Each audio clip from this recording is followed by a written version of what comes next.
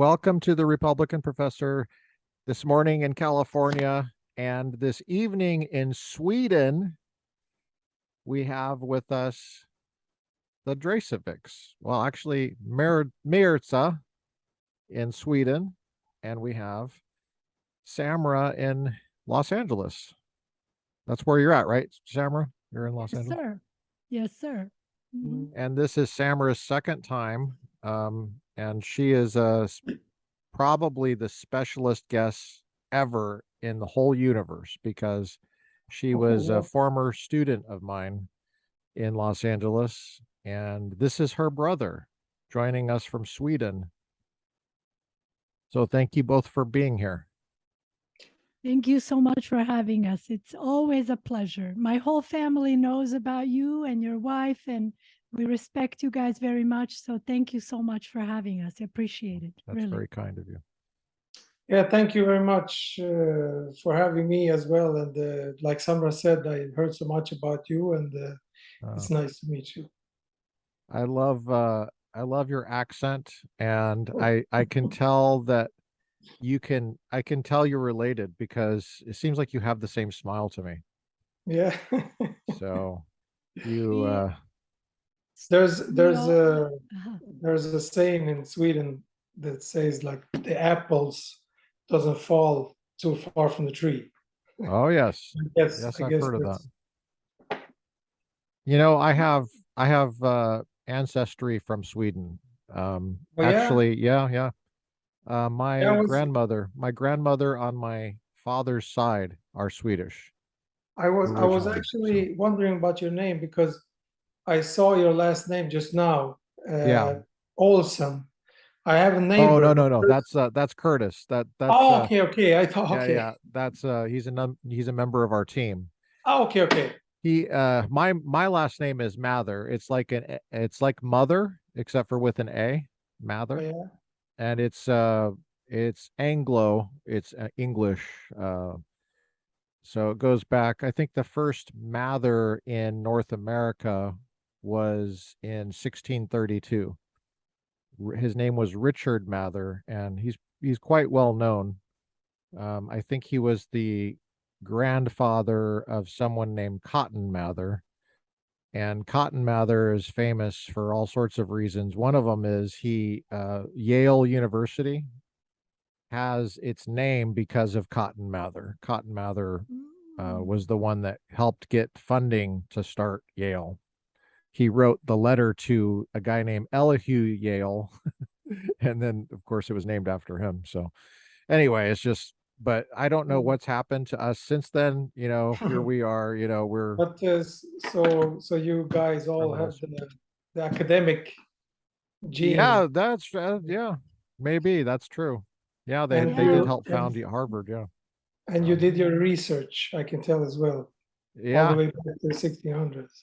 I've tried. There's a few gaps that I can't quite pin down because the records are not totally there. That's pretty cool. But it looks like it's very likely that I go back to Richard for sure. So, but anyway, so you folks are now who's older, Mirza I or am. Samra? Okay, I'm the oldest from our siblings. We are okay. 5 kids, so 3 sisters and 2 brothers. And so Mirza, my brother that's with us here today, is basically was born after me. So.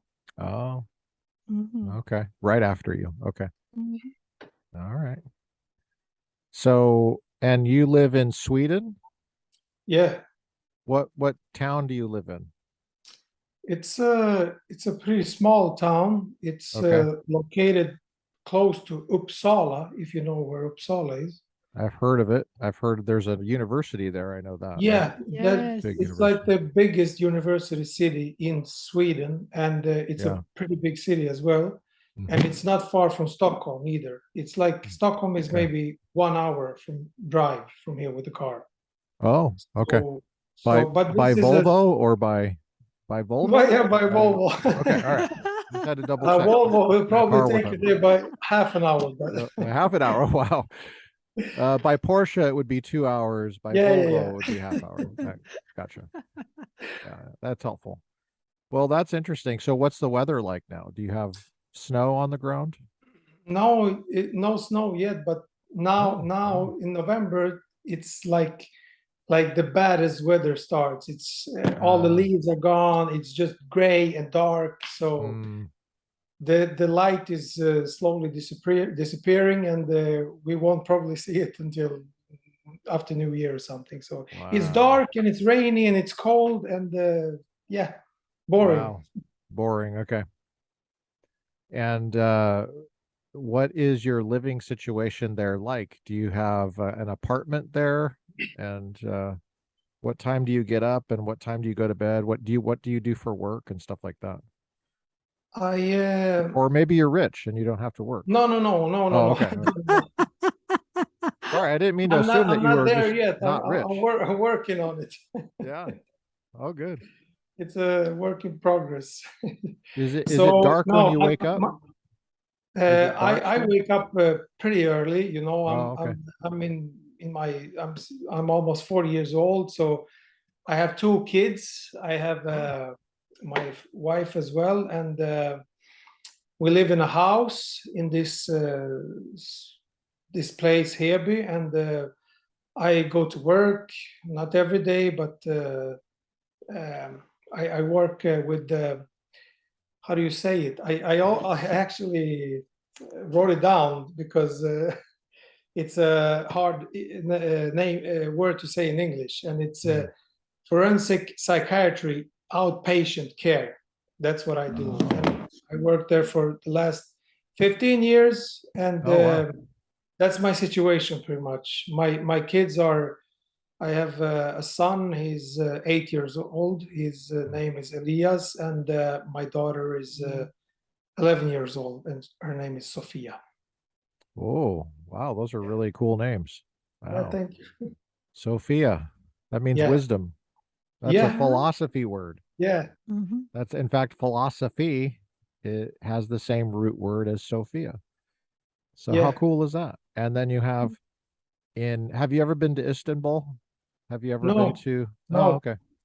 Well, they used to call it Constantinople, and Okay, they have a big, it was a church originally. It was called Hagia Sophia. Now it's a mosque. But okay. the mosque is it's huge.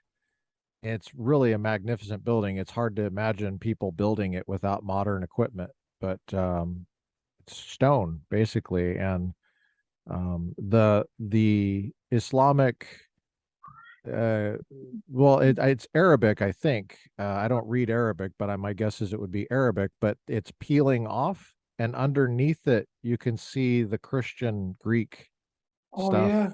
Yeah, you can see the four Gospels, and it was Wow. pretty wild. It's Yeah. that's not used now. It's a museum, I think. So, Have you seen it? oh yeah, yeah, I've seen Yeah. it. I've been to Turkey. Yeah, Oh been yeah. all around Turkey. Okay. Okay. A lot of Christian roots are in Turkey Yeah. because of the gospel or because of the writings of Paul, Saint Yeah. Paul. He I was all around Turkey and Greece. I think even where we come from, Montenegro. I think Right. we're from the Turks. Very From close. Fairly close. Yeah, not very close, but fairly close. Yeah. That's now, do you remember much from Montenegro, your childhood? yeah. Remember pretty much everything. Do I you don't really? know. I remember things from a young age. Hmm. I think from maybe 3 4 years of age, and until we left from there, I remember everything really good. So Samra, I think you said you were 10 when you had to flee. yeah, I Is that think I right? About was 10, yeah, Samra? nine, Yes, maybe eight, 9 years, yes, about 9 years old when we left. yes. No, I think I'm born 83. We left.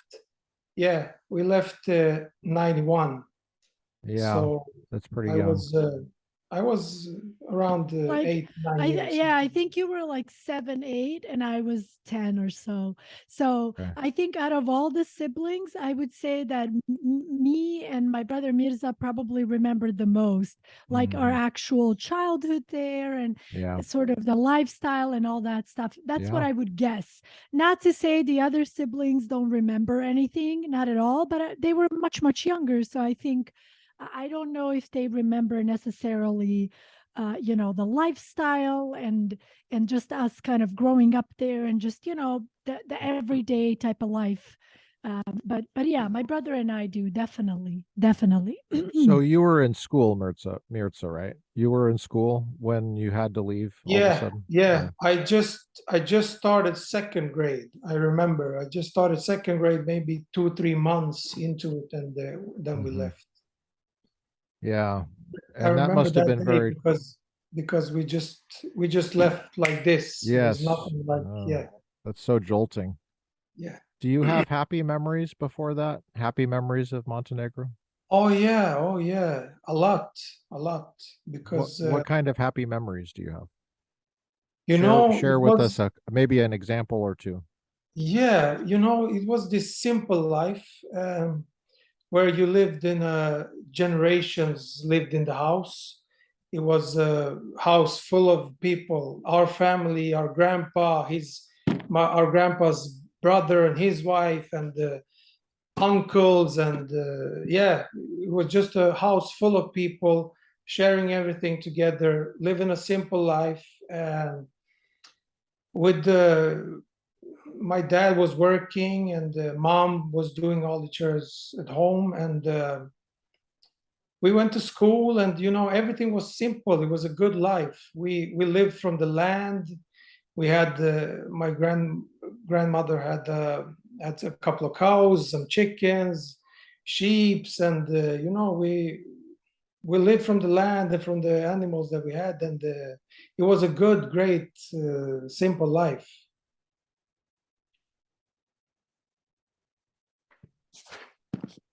I'm sorry, I think I lost the sound. No, Is it no, me no. or? It was me. It was me. There, I Oh, had you on sorry. mute. I had you I on didn't mute hear you. because What you said. I wanted to make sure your voice was so powerful. Oh, okay. Sorry, I always forget to take it off mute. Okay. That's I was just saying on mute. I was saying how wonderful that sounds. Just Oh, yeah. sounds like heaven almost, you know.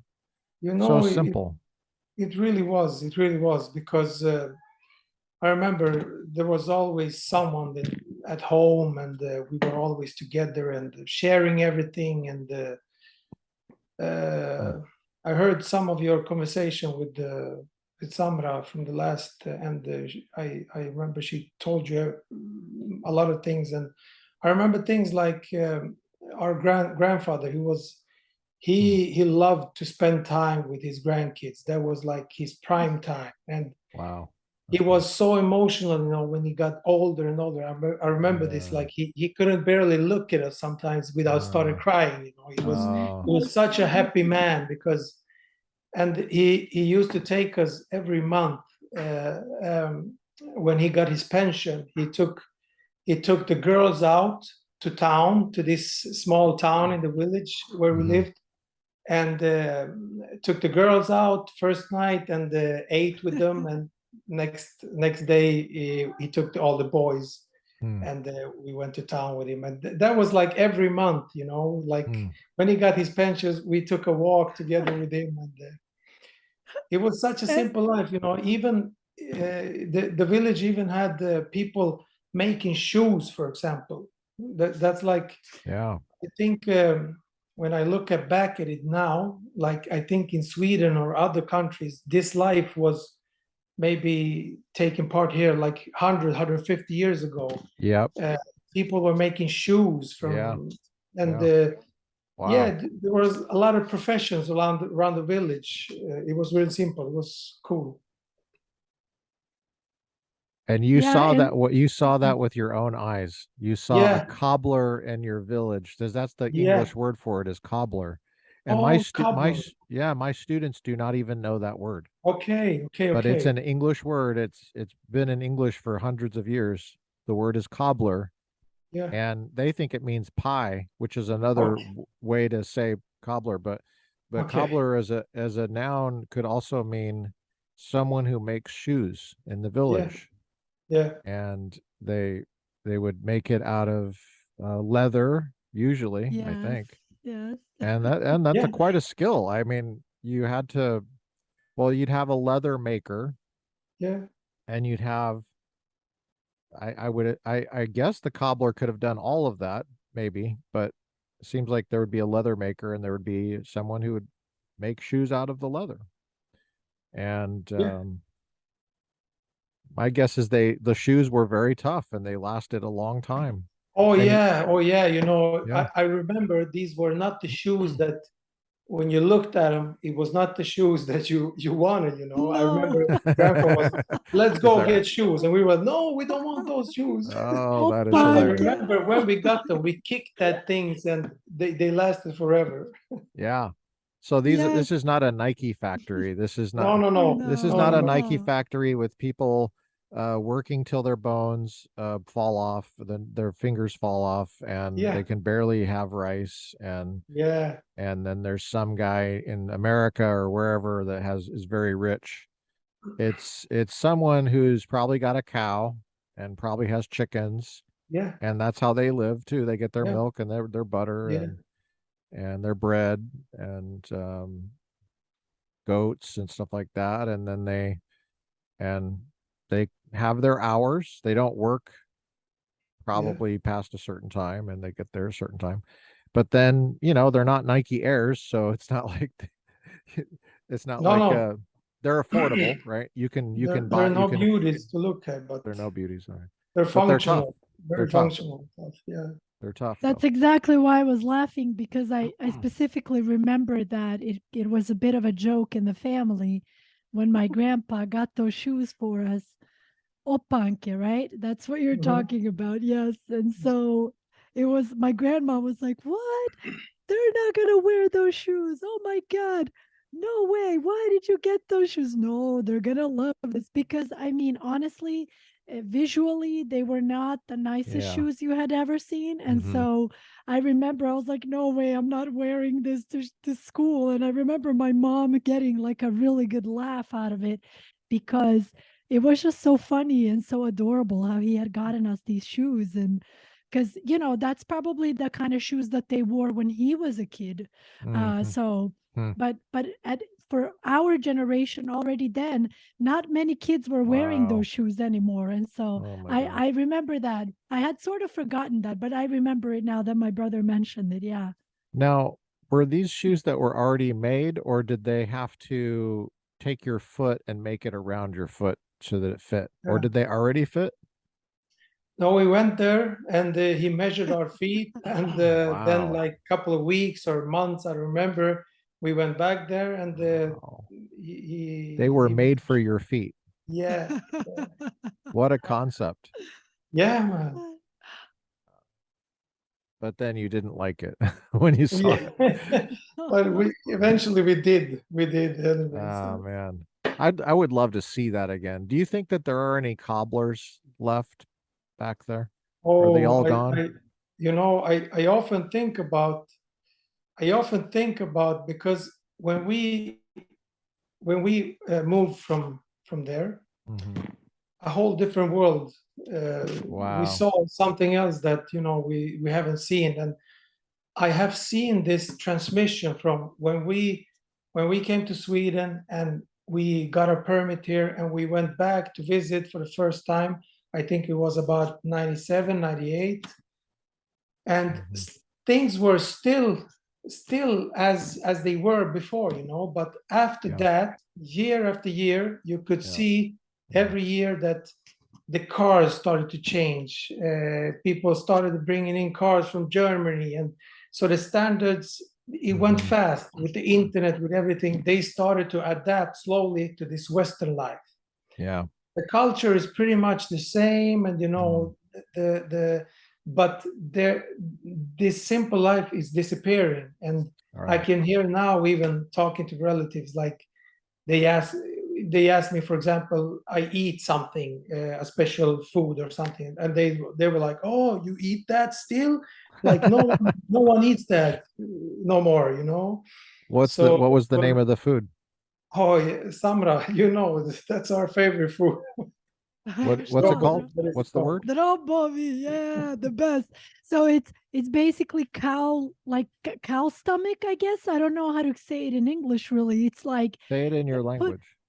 So drobovi, it's called drobovi in our Okay. language, the way we say it.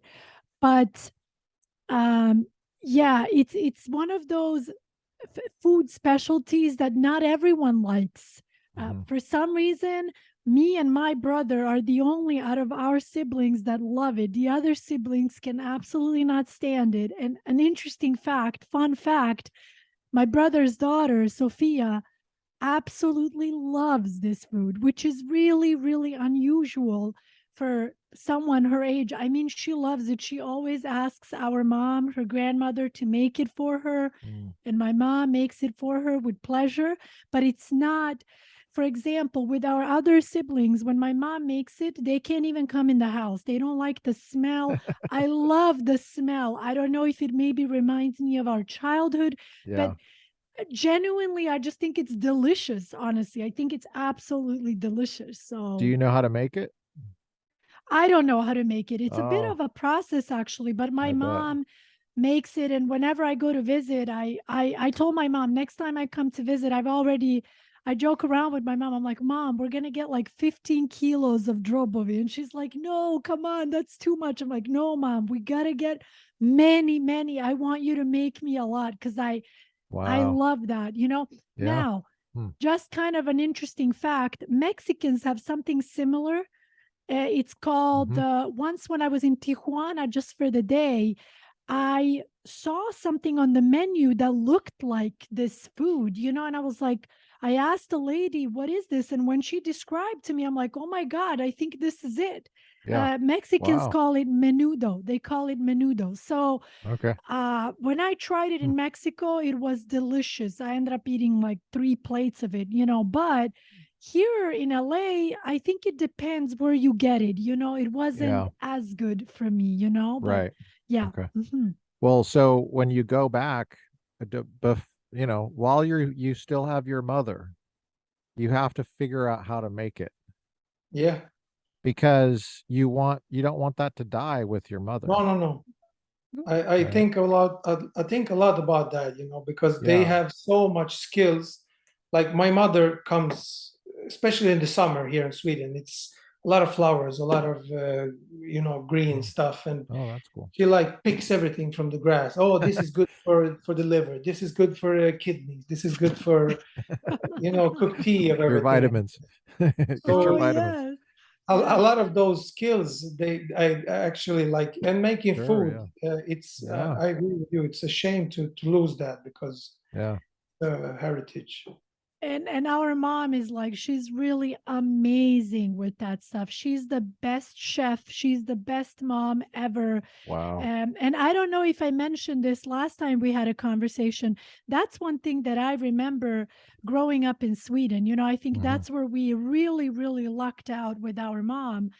When we would come home from school, there would, as far as I can remember, there was always a hot meal waiting for us on the table. I mean, I honestly, I literally had like visual memories where like you open the apartment door and the table's already set, and then you see maybe like, what's that called? You know, when the soup is really hot and then there's something coming out from the soup like this, you know, the steam, like exactly the steam, and then always fresh bread that my mom would make from scratch with you butter.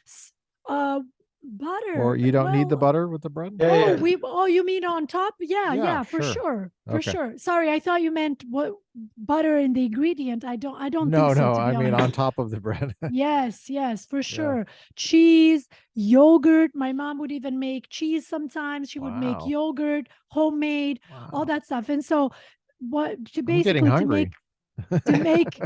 to make a point here, I think that was the biggest difference between Hmm. our household and then many of our Swedish friends. Wow. Not that they didn't have, they also had great parents and everything, but I think because their parents were working, both Mm-hmm. their parents were working, they did not have that luxury that we had. My mom would always make sure there's food for us when we came home from school, which was really amazing. You come home, you're hungry, you Yeah. can't wait to eat. That was a real, like, true blessing. Especially now that I'm older, it's something I would never ever take for granted. So yeah, kind of an interesting maybe story to tell in terms of that difference living in Sweden, in this kind of Western country, Western society, a bit more, definitely more modern society, where I don't think it was that common to have a stay-at-home mom, to be honest with you. I don't think so. I mean, I could be wrong, but Right. most of my Swedish friends, usually both their mom and dad, worked. Mm-hmm. So, however, I did have a Swedish friend, which we still kind of talk about them sometimes in our family. I think they're a very interesting example in terms of Swedish people because their family reminded me of like the old school Swedes. Mm. For example, their parents met when they were like super young and have been together ever since. And then whenever I'd go home to her house after school, her grandma would be there and she would cook the food because mom and dad are out working. So I I see. I felt a very special connection to that family because it sort of reminded me of back home, because that presence of a really loving grandmother, very kind woman that always had some goodies on the table waiting for you when you got home from school. So I always thought that they kind of stood out for me, as a maybe a more traditional Yeah. family, if you will. Right. Yeah. Here in America, it used to be fairly common to have a mother do that stuff up until, well, there was a movement here that was a cultural movement. It was a political movement as well to put women in the workforce away from the home, and a cultural movement to encourage that, and now almost shame people for staying home. Mm. And what this has done is, there's lots of different interpretations of this, but Yeah. it seems to me like what this has done is it has left the kids on their own, and the kids come home to an empty house Mm. from school. They don't have any food. Nobody is supervising them. They feel abandoned. They might feel neglected for a while, but then they kind of get over it and they get into trouble, or they start, it's whoever their friends are, right? And there's a lot of depression, anxiety, um, Yeah. and then the wages. Something happens with the wages because there's now way more people in the workforce. And so the wages get depressed because there's more people that want jobs. Mm. And then you don't make as much and you have to work longer for less. So it's an interesting movement. And I think Mm. that there's, just to be very general and to generalize, there's this contempt for the past. There's this Yeah. there's not this warm feeling that you have when you think of your childhood, the simplicity of it. People want things that are complicated. They want the new shiny. Give me the new shiny Yeah. stuff, right? And even with cars, like, this is what drives me nuts with cars. Totally different topic, but just example of cars. Uh, you know, I hate it. I hate the new cars that you can't open the trunk with a key. I hate that. I just, you know, it's like you can't put stuff in your trunk and it's secure, right? Now you can push a button and open the trunk. And well, of course, with criminals, they know this, and all they have to do is break in and then push the button and get into the trunk. And the old cars, it's almost impossible to get in the trunk. It's like a Yeah. vault. It's like a safe. Yeah. And so But now it's like your trunk, you just can't put anything in there anymore. And And that's just an and what example of just stupidity, I think. I mean, you have but an alarm, what's ooh, the thing? alarm. Why do we want that? Yes, because it's new Why and do we it's, want that? yeah, it's automatic. Oh, it's Like, automatic. oh, you push this and this opens. I Wow. saved 2 calories. Yeah. It was so many calories to turn the key, and then with I push the button, I saved 2 calories. So Oh how, yeah, wow. how much greater my life is. It's like, oh, Amazing. I would rather just have the key. Thank you. Yeah. I don't want any I codes. Don't give me no codes. I Yeah. think it's really interesting what you said before, because I sometimes imagine when I love watching like Western movies, Hmm. American Western movies, Oh, because I love the time. The time is, I don't know, but I like it. And I can mm, really relate to this American life. This like, this simple life, the yeah. respect in the family, like Yes. and Respectful. all the everyone has a part, and I can really relate to this. So I Hmm. love watching old American Western movies, Do and you, maybe do you modern, but from that, do you have one in mind? I might be able to know you what know, one you was. know, one that's always in my mind. I have many because I watched a lot of them. But White Earp, White Earp is a Oh, typical great. It's one of my favorite movies because of the wow. strong family bond, and the Yes. respect, and Gotcha. the Yeah. hard working people, and the good simple life, and yeah, it's I love the movie, Hmm. and the But characters of the people, and Wide by open the spaces. Yeah. yeah, yeah. by the way, we recently watched a TV show together. Well, I watched it over here. My brother and my sisters actually watched it over there. Hmm. 1883. Hmm. Um, Okay. it's a TV show. I think it's only 9 episodes, Oh and wow. oh my God, what a TV show! Oh my God, what a TV I show! I, I think that's absolutely among the best things I've ever seen.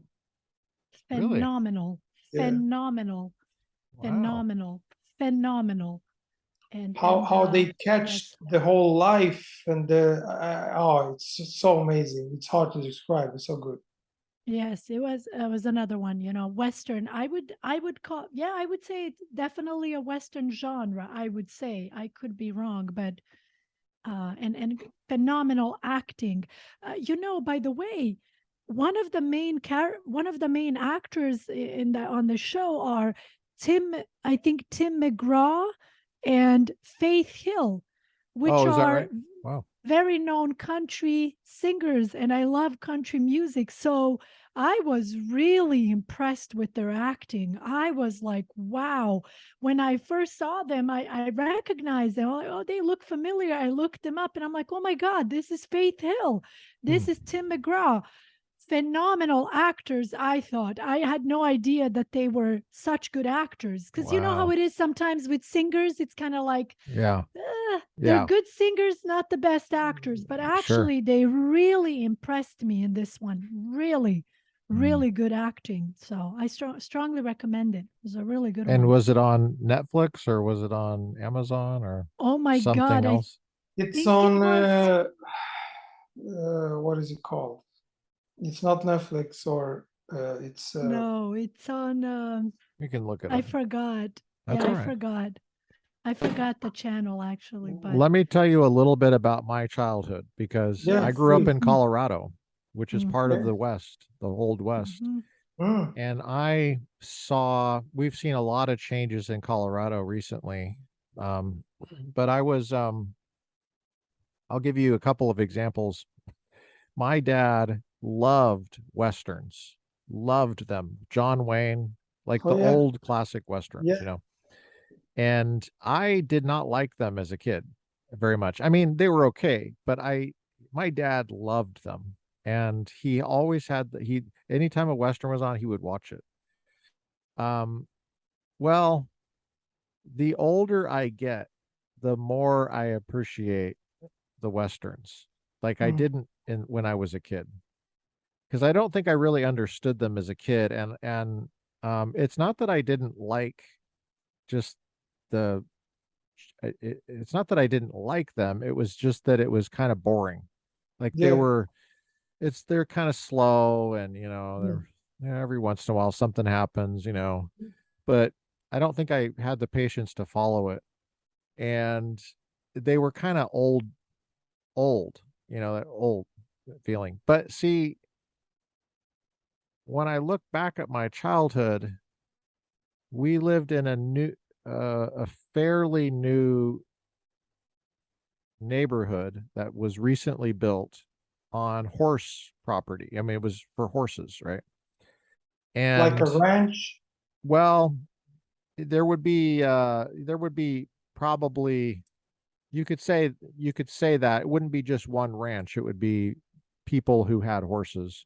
Mm. And I mean, it was the old west, but now there's houses there. And we lived in one of those neighborhoods. And for example, the elementary school that I went to was named Colorado Elementary, and it was named after an Indian chief.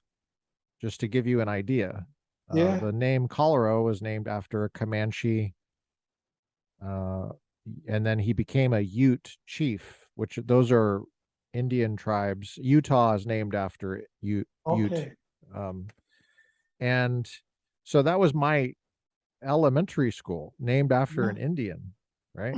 And then you would have street names that were named after European descendant, like Jefferson. Like our Yeah. county was named Jefferson County, named after Thomas Jefferson.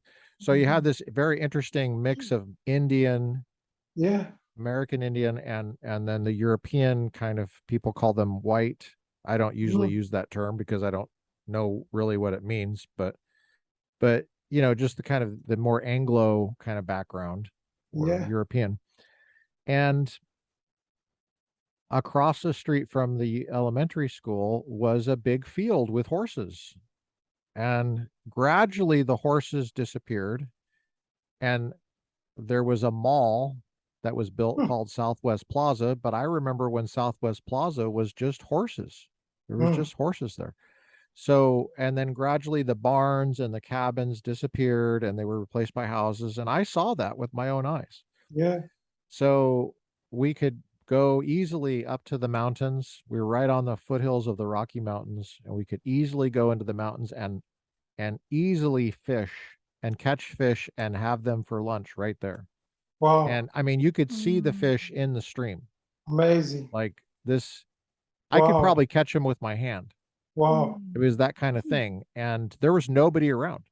I mean, you would go up Wow. there and there would be nobody around. We could shoot guns Yeah. and catch fish and clean the fish right there. I learned how to clean fish as a kid. And I don't remember having a fishing license. You're supposed to have a fishing license, and you could get in trouble if you Yeah. Yeah. caught. Yeah. But we were never hurting anybody, and we didn't, abuse it. I don't think we never caught anything we didn't, eat or whatever. Yeah. And then you ate it. I mean, Yeah. you didn't waste anything. Um, you could use the fish guts if you wanted to catch more fish, Yeah. if you had to. And that was it was that kind of life. I mean, even when I graduated from high school, I was still doing stuff like that. A friend of mine, Robbie Blank's his name. I remember the last time I went camping in high school, we just went up for 3 days, I think it was. I think it was maybe Guanilla Pass or something. Those who know Colorado would know this, but and we brought a bale of hay, and we put the tent over. This is in the middle of the winter. We put the tent over the bale of hay so that the bale of hay was protecting us from the ground, and we were fairly warm in there.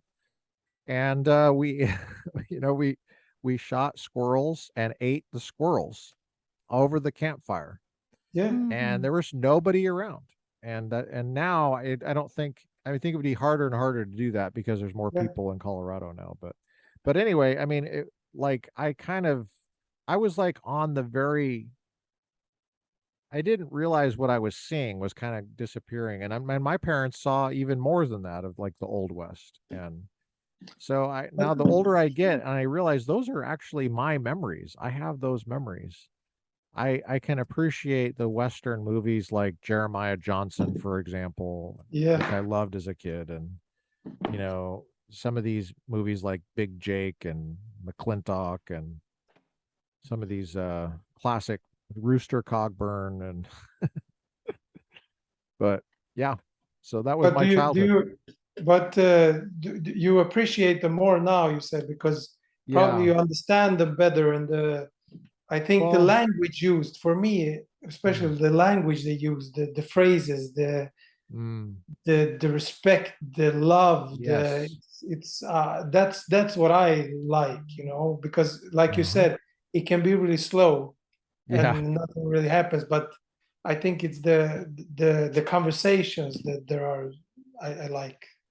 Yeah. The Yeah. it's interesting because when our parents were here visiting Mm, in the US in LA, mm, well, first of all, my mom and dad like really, really love Americans. Their experience with Americans was like so interesting because, for example, so I'm mentioning this because of the language that you guys mentioned. So one of the okay. first things that my dad noticed was that Americans say "God bless you" or "Have a blessed day," Oh, wow. which I mean, you don't say that in Swedish. You don't say Oh, like, okay. "Oh, have a blessed day" or "God bless you." Not because you have ill intentions or anything. It's just not really part Of the of the culture. language.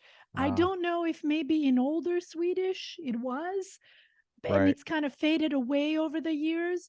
But that's actually one of the first things to this day that my dad says, well, Americans say God bless you and have a blessed day. And for some reason, he just felt a very warm connection to that. Oh, So I think that's a really interesting point to make, because in some languages it's hard to express yourself, because right. you do have certain expressions in certain languages that I think can help make the connection with another human being a bit closer. I don't know if Yeah. that makes sense, or Sure. Yeah. yeah. So But that, what, if I may ask you, sorry, sure. Yeah. Yeah. why do you think your father enjoyed watching Western movies? Oh, that's insightful question. I think it's because I think it's because his life was not going as the way he planned it to go. And I think that's actually why I like westerns too, because the western is freedom. There's Mm, open possibilities, right? yes, And the rules are simple. yes, It's not complicated. There's not complicated regulations. There's not. no, So it's a simple time because there's good and evil. And I mean, it's it's in such a way where, in other words, you can know right and whether wrong, someone, and yeah, yes, you can know if someone is lying to you, or Mhm. they shake your hand and they mean it. yeah, A contract is, okay, I shake your hand and I mean yeah, it, and that's our contract. yeah, But there's Mhm. nobody suing each other. Mhm.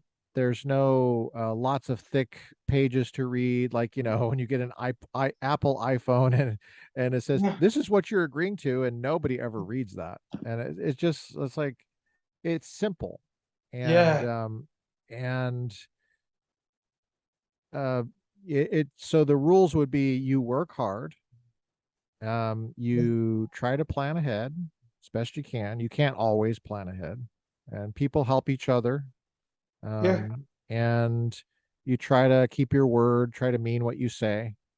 Um, and there's a little bit of religion involved. It's not yeah. like overbearing. It's sort of Come to like, believe, yeah, but it's open to that, and um, and it's a wide open future, and it's what you make of it. And I think that's why a lot of people like it. And there's bad people too, and you have to oppose them. yeah, And if you don't oppose them, they will just walk right over you. They will kill yeah, you. and, yeah. and It it's harder shows to, the cruel reality of life as well. that's right. That's right. Yeah. Yeah. Yeah. Yeah, And you described it really, really, really good. oh, thank you. Yeah. Yeah, I think that's what I liked about it as a kid. Like when I would go up to the mountains, I would feel like uh, when you're in nature,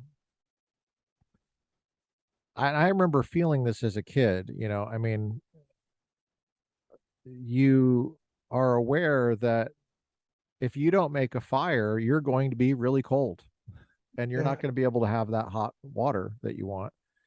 And you're not going to be able to be warm. Um, and you might die actually. Yeah. And I have had encounters actually where when I was in high school, we were camping and it was me and my friend Robbie. And we were up there and there was nobody around. And um there was an encounter with some bad people and we were approached by some people. We couldn't tell their intentions and whether they were bad or not yet. Yeah. So it was a little bit nerve-wracking, but it's like, well, why are these people coming over here? And they could just be being friendly, but we were able to discern that they were bad people. And and they left us alone because as a teenager, and I was a teenager, because my friend and I were armed. We had guns. And that's very old west. Now the Yeah. only difference is we didn't have horses, we had trucks. Yeah. So Yeah. but we Yeah. were in the middle and we had a fire and stuff and they left us alone. And I still don't, I mean it's kind of scary, but Yeah. it's a basic thing where what I like about the westerns is there's no a lot of folks nowadays like are they seem to be unaware that there is such a thing as good and evil. Like Mm-hmm. there are people that genuinely for whatever reason are just bad news. Yeah. And fortunately, you know, we have police and we have things around, people around, you know, and it's a little bit unclear because, you know, sometimes the police are bad. Yeah. It's a little bit more muddy, but back then, I mean, you know, I mean, it was more or less clear. I mean, you could I think. and I'd say, what mm, I like about that is the simplicity of the rules. Like you mhm, just know mm, that if you make a wrong move, you could die. Oh, And I've had that feeling. I mean, I've had it myself. I've seen no one's around. And it's you and nature. And so anyway, I'm sorry to and what were you gonna no, and say? really, and really interesting. I like the way you yes, describe it. Really. yes. And I don't even think, to tell you the truth, especially the older I get, the more I'm understanding things. As you know, I'm really curious by nature. I love to learn. I love to look at both sides. I don't like to just kind of pick a side and go there. I would like to really look at both sides. And the more I'm getting okay, but the more I get to know all these things, the more I realize the simple truth, exactly what you said. It's not that these people aren't aware that there are evil and good people out there. Many of these people are just full of shit. They're full of shit. That's what it is. They want to act as if they're some kind of activist and freedom to the world and free this and you know give rights to the criminals and blah blah blah. But at the end of the day, it's all bullshit. It really is all bullshit, because if that same person did one little thing to them or their family, if that same person put anyone that they care about in any kind of danger, they would turn into an animal in 3 seconds, believe me. So it's not that they're not aware of it. It's just that you have to understand it, especially in today's society. I think throughout human history, but I just think it's so much more emphasized today because of social media. And I'm saying because of social media, because remember, you have very quick access to just record yourself. And so 3, 2, 1, I can be a hero and everyone will know about it, So people are so self-absorbed nowadays. Many people, not all, very so many of their actions are always in their own interest, based on these narcissistic tendencies, that have nothing to do with real activism, real heroism, protecting the society, protecting the community. You know, that's why I love what you said, not to be biased, and I say not to be biased because, you know, you are one of my favorite professors and I've learned so much from you. But I really think what you said makes so much sense. At the end of the day, I don't care how complicated your society is. The rules are very simple. Don't mess with people. Don't mess, especially with good people. You know, as human Right. beings, yes, we must respect everybody's human rights. But in my opinion, the human rights of good people must always take a precedent. Always. You cannot, oh, but he killed this person. Oh, let me now worry about his human rights. No, the moment you do that, you lose your human rights, you see. And I think many people feel this way deep, deep down inside. Now, some people are more outspoken about it, maybe because of their culture. Maybe their culture is very outspoken. You know, for example, I can use our culture as an example. We are, you know, we're Albanian. So I think many times we're good people and everything, but I mean, if you mess with our families or if you mess with our loved ones, we're not going to be good anymore. You know what I mean? We're going to do what we have to do Right. to Yeah. protect our loved ones, you know? So, well, my point is, you see so much of this bullshit today, you know, where people are just, you know, floating around in air, you know, but it's very transparent, this BS that they're trying to sell us. At least to me, it's very transparent because it's like, cut the crap. Cut the crap. You know, I've had this conversation with my brother. Let's take a look at the current president in El Salvador, for example. I look at him a bit as a genius, to be honest with you. But I mean, then again, at the end of the day, is he a genius? Not really, because he's following these simple rules that you just talked about. You know, you don't come into a society, especially as a president, and try to, you know, delegate and negotiate with criminals. You don't. You take care of them. You do what you must do to Yeah. protect the honorable people of your society. The rules are very simple. Period. You know, Wow. but then these activists come in and they're like, oh, but their life and this and that. I don't give a damn about their life. I don't give a damn what they went through.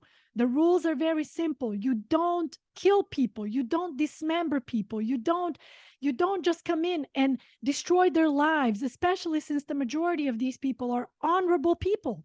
You know, and I've seen so much of Yeah. this here in Los Angeles that upsets the hell out of me, you know, where you see exactly that. You see these honorable people, hardworking people who are trying their best. They're trying their best to provide for their families, you know, to take care of their families, to build a good life. Why shouldn't they? They live in the United States. You have every right to do that. If you want to become a millionaire, a billionaire, as long as you do it honorably, go ahead and do that, you know. But then you see the evil people, you know, just evil people who try to come in and just destroy this peace. You know, look at what's happening in Los Angeles nowadays, for example. You can attest to this, you know, simple, hardworking, wake up 4 a.m. type of people who own small shops, let's say small liquor stores or small business owners, you know, honorable people who are living the American dream. And these a-holes, evil a-holes, you know, come in and just think it's okay to, you know, shoot them, kill them, rob them in the middle of the day. You know, I don't give a damn what that guy went through in his life. I really don't. Yeah. Jail him forever, put him away forever. You see, Yeah. so the rules, going back to what you said, the rules are very simple, but we live in this narcissistic society today where these clueless people, because they're clueless, they have no idea what they're talking about. They're trying to give us this, you know, activist BS, you know. So to go back But to this, I think what you said before, it's a shame. I like to look at things, you know, from different angles because I sometimes discuss with myself and I'm not sure what I think.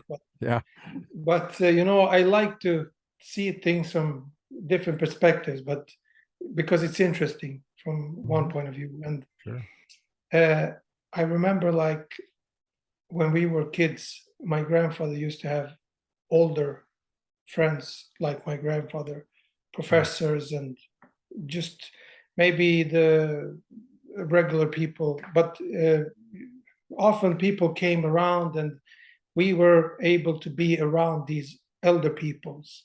And I remember finding myself in the living room full of people, and I I remember I could stay there for weeks.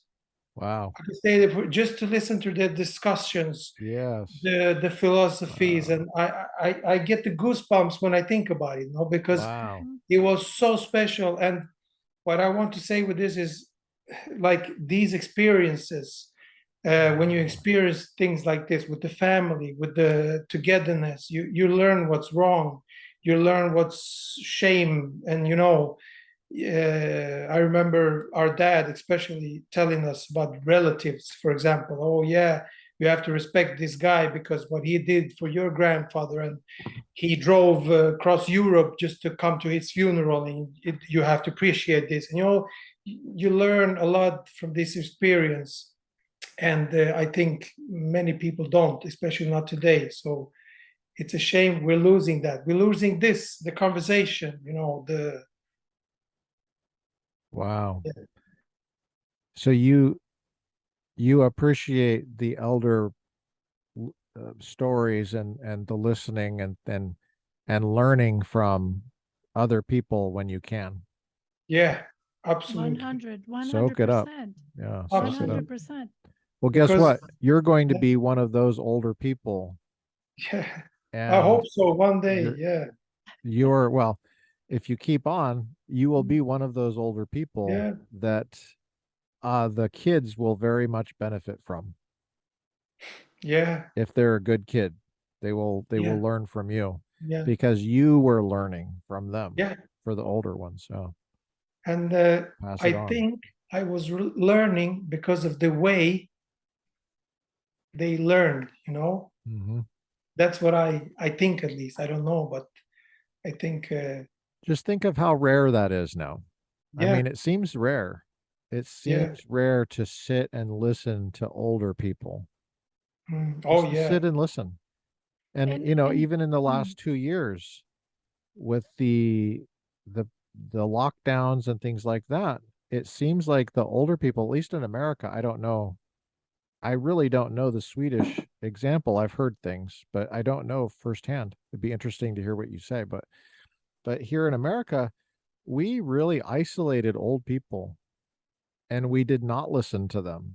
And it was for their safety. yeah, yeah. And it's like, well, but we benefit from the old people too. Oh yeah, What about us? yeah. And what about them? And so I just worry about the justifications we have for their safety. And it's like, well, actually we're hurting them and we're hurting us too, because Oh and I can't imagine like kids on college campuses having the patience. I mean, the kids now, the students I have now have their computers out. There was a student that sat in my class yesterday that I've never met before. Actually, he's not a student. She was visiting one of my students. And so I thought, oh, he was going to listen to the lecture. No, he just took his computer out and just was distracted the whole time. And it was distracting to me. And the students have their computers and they're just distracted. And it's very rude. yeah, And they don't listen. yeah. And that's my students. It's at Azusa Pacific University in Wow. the politics department. entitled, entitled. That's what it is. Well, We, Disrespectful. yeah, I mean, we, and it's sad because it's they don't get anything out of it. They don't they're wasting their money. They're wasting my time and theirs. yeah. And it's just really sad to me because they don't Oh know what they're missing wow. because they've never been forced to put their computer down and take notes and listen. So Just sad. listen. Give it your full attention. Yeah. Just to be fair and maybe kind of give a bit more insight to it, remember, I haven't been back to our village in many, many years, but I do hear from other people that things have changed quite a lot in our village as well. In fact, only 2 months ago or so, I drove to Orange County. Remember, I have lots of family in Orange County. So I went to visit one of my cousins, and her mom was here from our village visiting. And it was so nice to go and hang out with her for a couple of hours. And of course, she made all this delicious food. And Wow. the couple of hours that I was there, she shared so many stories with us. And I told my cousin, I said, listen, we should do this again and we should record her seriously, because these Good are idea. very Good valuable idea. stories. But one of the main things that she said to us is that you guys have to remember things are not the same in our village anymore either. Kids are on their phones these days. They are on social media. They look at these gadgets. They're looking at their gadgets. They don't interact with their elders the way you guys used to.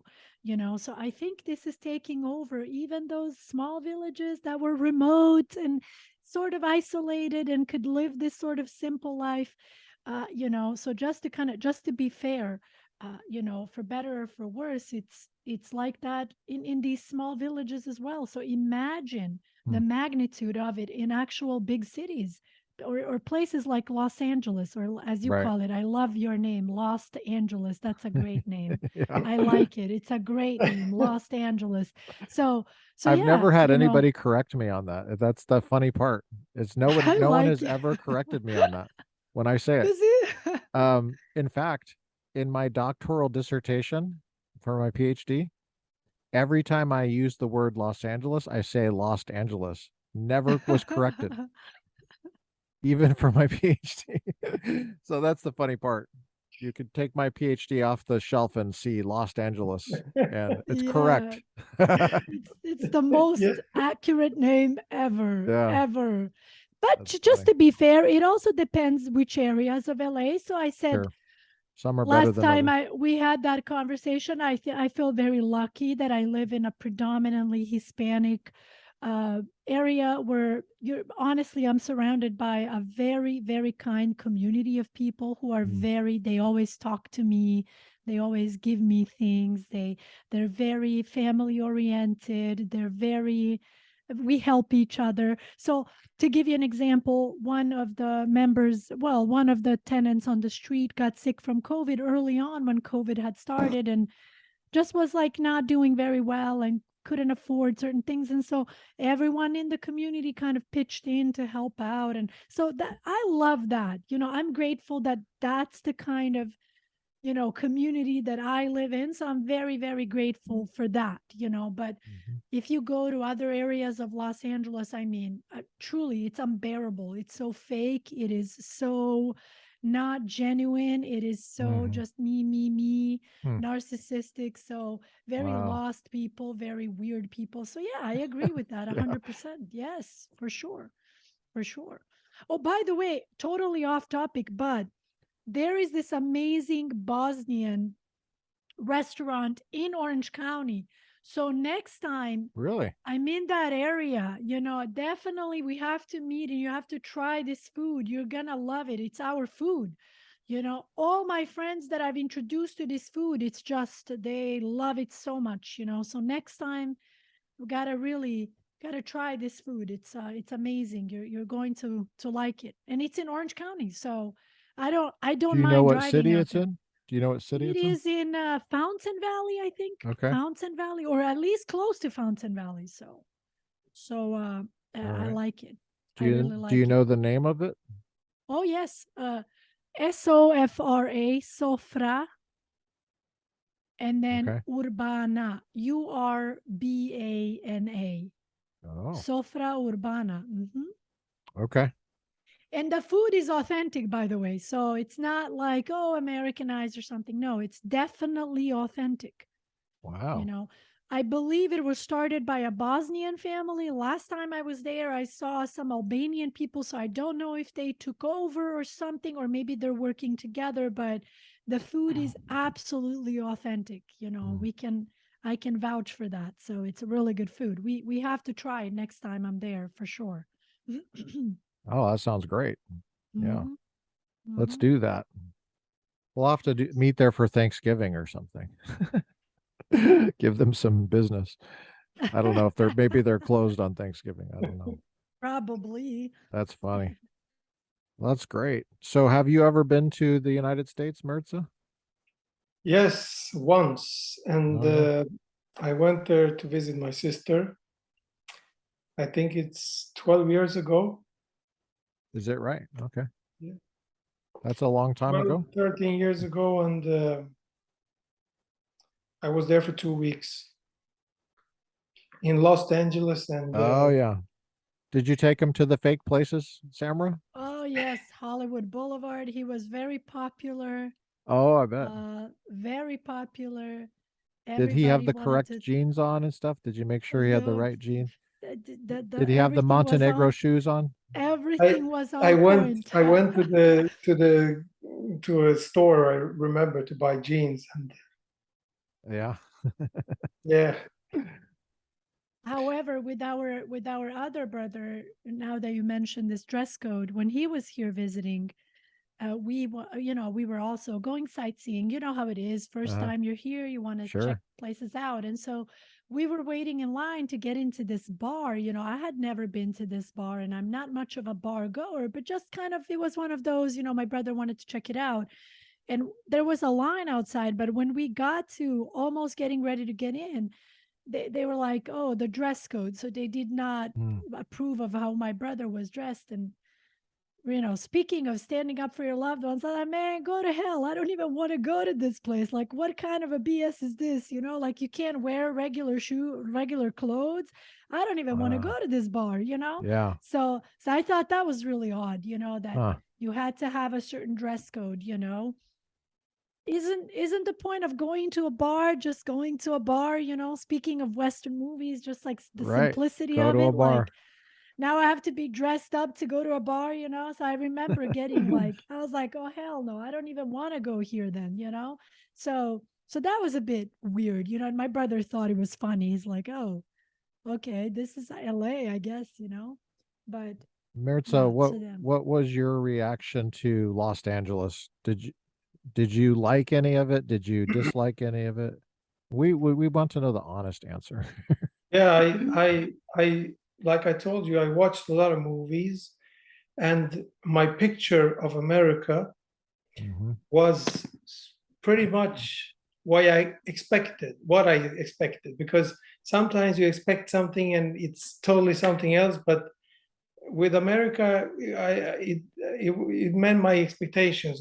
Like everything was big, and the people. I remember the people as warm, welcoming, and good people. That's And nice. like the houses, the cars, everything. It was like I imagined, and I liked it very, very much. And Oh, and I plan to go a couple of times, but life goes on, and yeah, it's far. it doesn't always turn out the way you want. So, Yeah. but I liked it a lot. I loved it.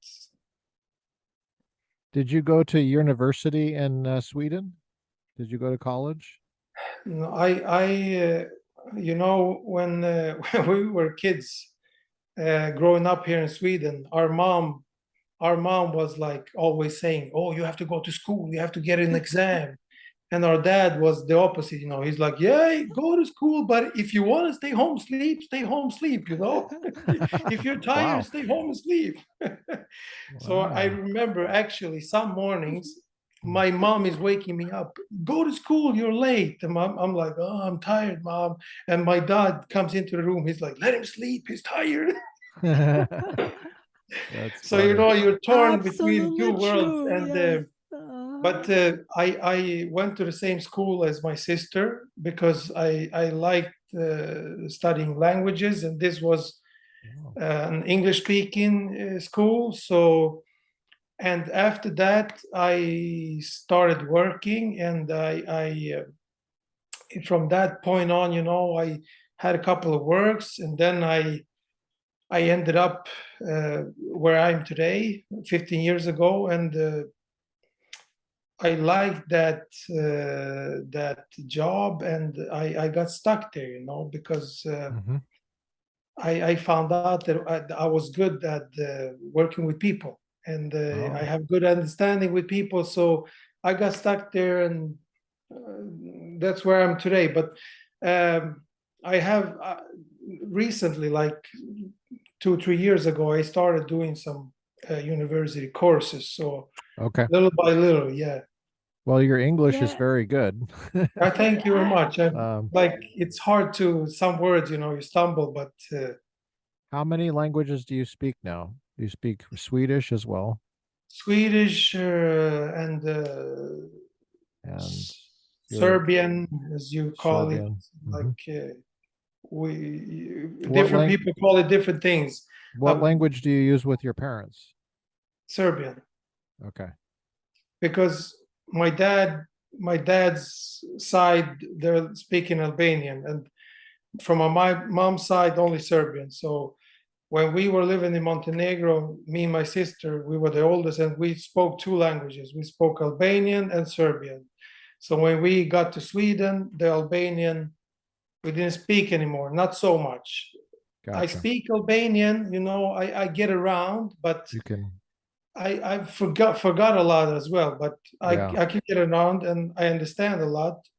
gotcha. Serbian I speak fluently, and English and Swedish. So four languages. Honestly, I'd like to interject Wow. real quick because I think my brother speaks Albanian way better than he claims. I Yeah, think but he's Mm. very when you impressive. don't practice, you lose a little bit. But True, I know the feeling. I true, don't know with as many languages, but I know the feeling with just the few true. languages I've studied. Yeah. Very Yeah, you true. gotta And gotta use it. I wanted to just clarify real quick for your listeners. When we finished, so when it was time to go to high school in Sweden, Hmm. we had the option to choose to go to this university town, Uppsala. Hmm. They had a particular high school, which was Oh, really, there was a new system back then. So it was one of the few high schools that offered a 3-year program where you basically get to learn every subject in English. The only subject that was taught in Swedish was obviously Swedish. So that's the school that my brother attended as well. So for 3 years, you had to speak to your professors in English. You had to read books in English. You had to give your presentations in English, all of it. So obviously, our English really evolved a lot during those 3 years, even though, you had to get on a bus and kind of travel an hour to school, an hour back. But that was, I preferred that option because I really wanted to go to that school. So that's one thing. And then what my brother said about our dad, absolutely true story. He's one of those that just believes, he's always like, look at me, I barely have any school education and I'm fine.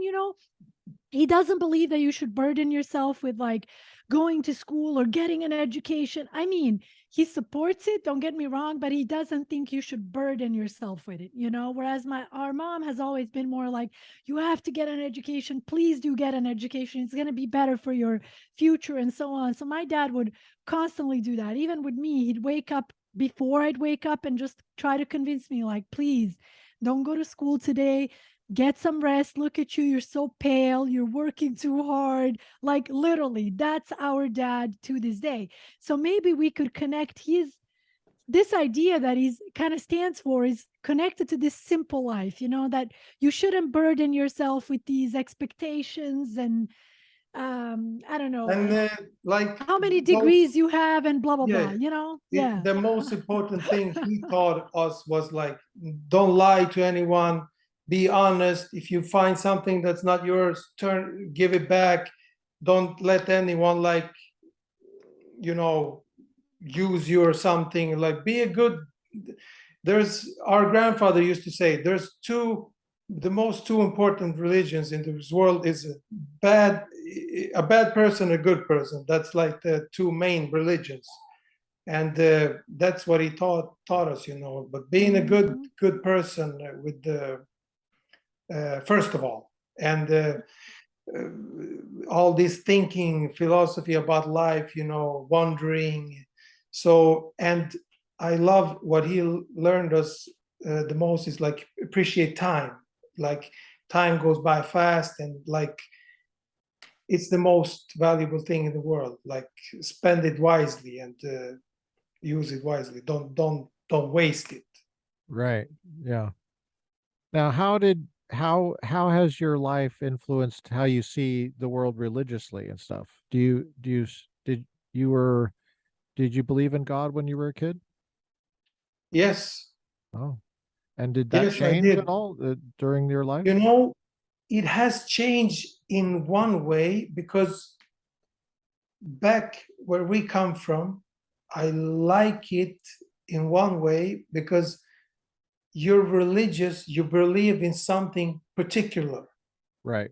Like, it's like this and nothing else, I see. But going out from there, from believing, I even remember I was praying every day, every night. Wow. Mhm. And when I stopped When you were doing in that, the simple life during in the yeah, village. I see. yeah. And every night I went to bed, I was praying.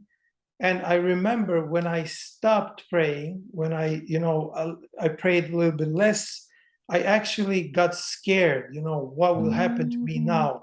I felt like I was a Mhm. bad person because not praying.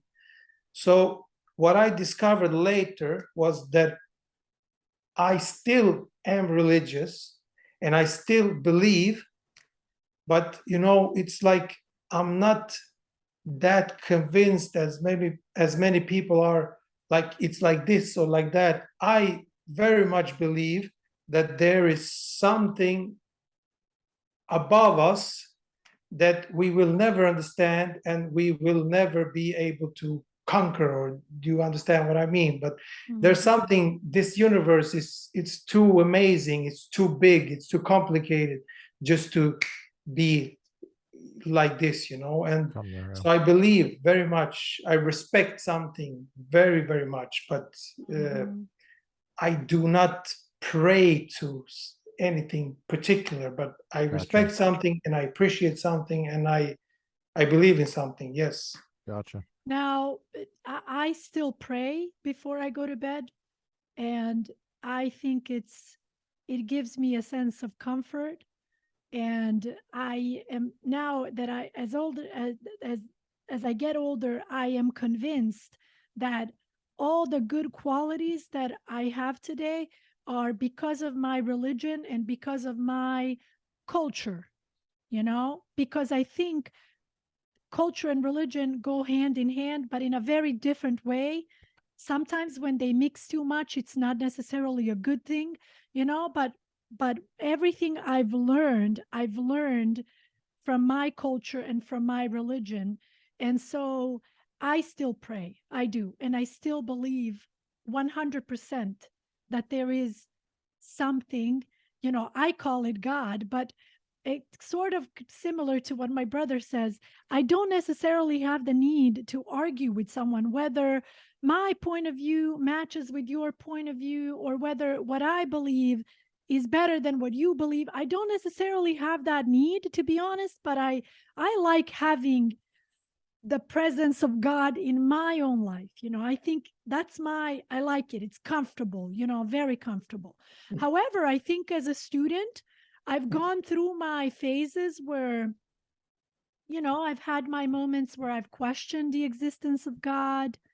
And I think it's safe to say that our dad, for example, I don't think he I don't think he thinks there is a God or something like that. I don't think so, Your to dad? be honest. Yeah, our dad, I think he has a very interesting perspective on God, but you know, I've I've gone through my phases of questioning God and everything, but I realized that the best quality of my life is with the presence of God for me personally, but I don't go to argue with people about it. I don't try to convince others to do something, but I like it for myself. So yeah, I Hmm. agree with my brother. I think we're on the same page more or less when it comes to that. Do you And then guys maybe it talk about brings it? Do you guys talk about it with each other my and with your brother and father? I. Yeah, and with your Oh father? yes, I mean But honestly, but my but our father is, I think he's, in my opinion, he thinks like us. He's more of like he's questioning certain things in certain religions, like Okay. you do this, you burn in hell. Like, you know, he questions the vad säger man? How do you say? Vad är det för ord du letar efter? He questions the logic, you know, in certain things. Gotcha. But he as well, I think, in my opinion, he believes, and he always tells us like, oh, I dream there's a life after this life, you know, and there's something, yeah. So Gotcha. so it's not that he's not religious, but he questions a lot of certain things in certain Okay. So like he wants like logic. He needs it to make sense, and it's got to be logical. yeah. Like Yeah. if you say like I'm the Almighty, why he just asks himself the questions. Why does the Almighty want the world to suffer? You know, for example, Right. like this. Yeah. Why Suffering. is half the world burning and the other world is not? And you know, all these things. Sure. True. Very, very true. Sounds very philosophical. You have a philosophical family. Yeah. Absolutely, I think. And you know, talking about belief as well, a couple of years ago, I went for the first time, I went further up north in Sweden to hike. Oh. And like for me, that's when I feel religious, you know, when I feel the power of nature. For example, I found myself in one moment when I was walking the whole day alone. I had two friends behind me, but we were all walking like we were so, you know, soaked in by this calm, this beautiful nature and everything. And we climbed this high mountain, and I just sat there. I remember I sat there for a long time and just watched everything. And I had a hard time believing, you know, how great this was, you know. And that's for me, like, that's a religious moment when I feel the power of those things, you know, and that's when I feel it. Yeah, very powerful. You know, Emily Dickinson I'm not much of a poetry person necessarily, but she has a beautiful, beautiful poem. I'm actually going to look it up real quick here because it talks about exactly that. Yes, I remember now.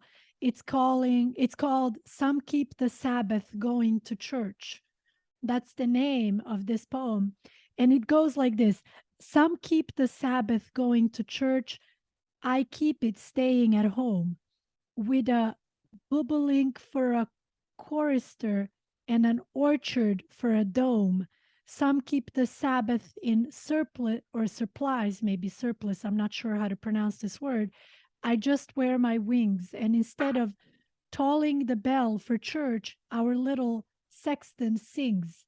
God preaches a noted clergyman, and the sermon is never long. So instead of getting to heaven at last, I'm going all along. And I remember this poem when we were analyzing it in one of my classes.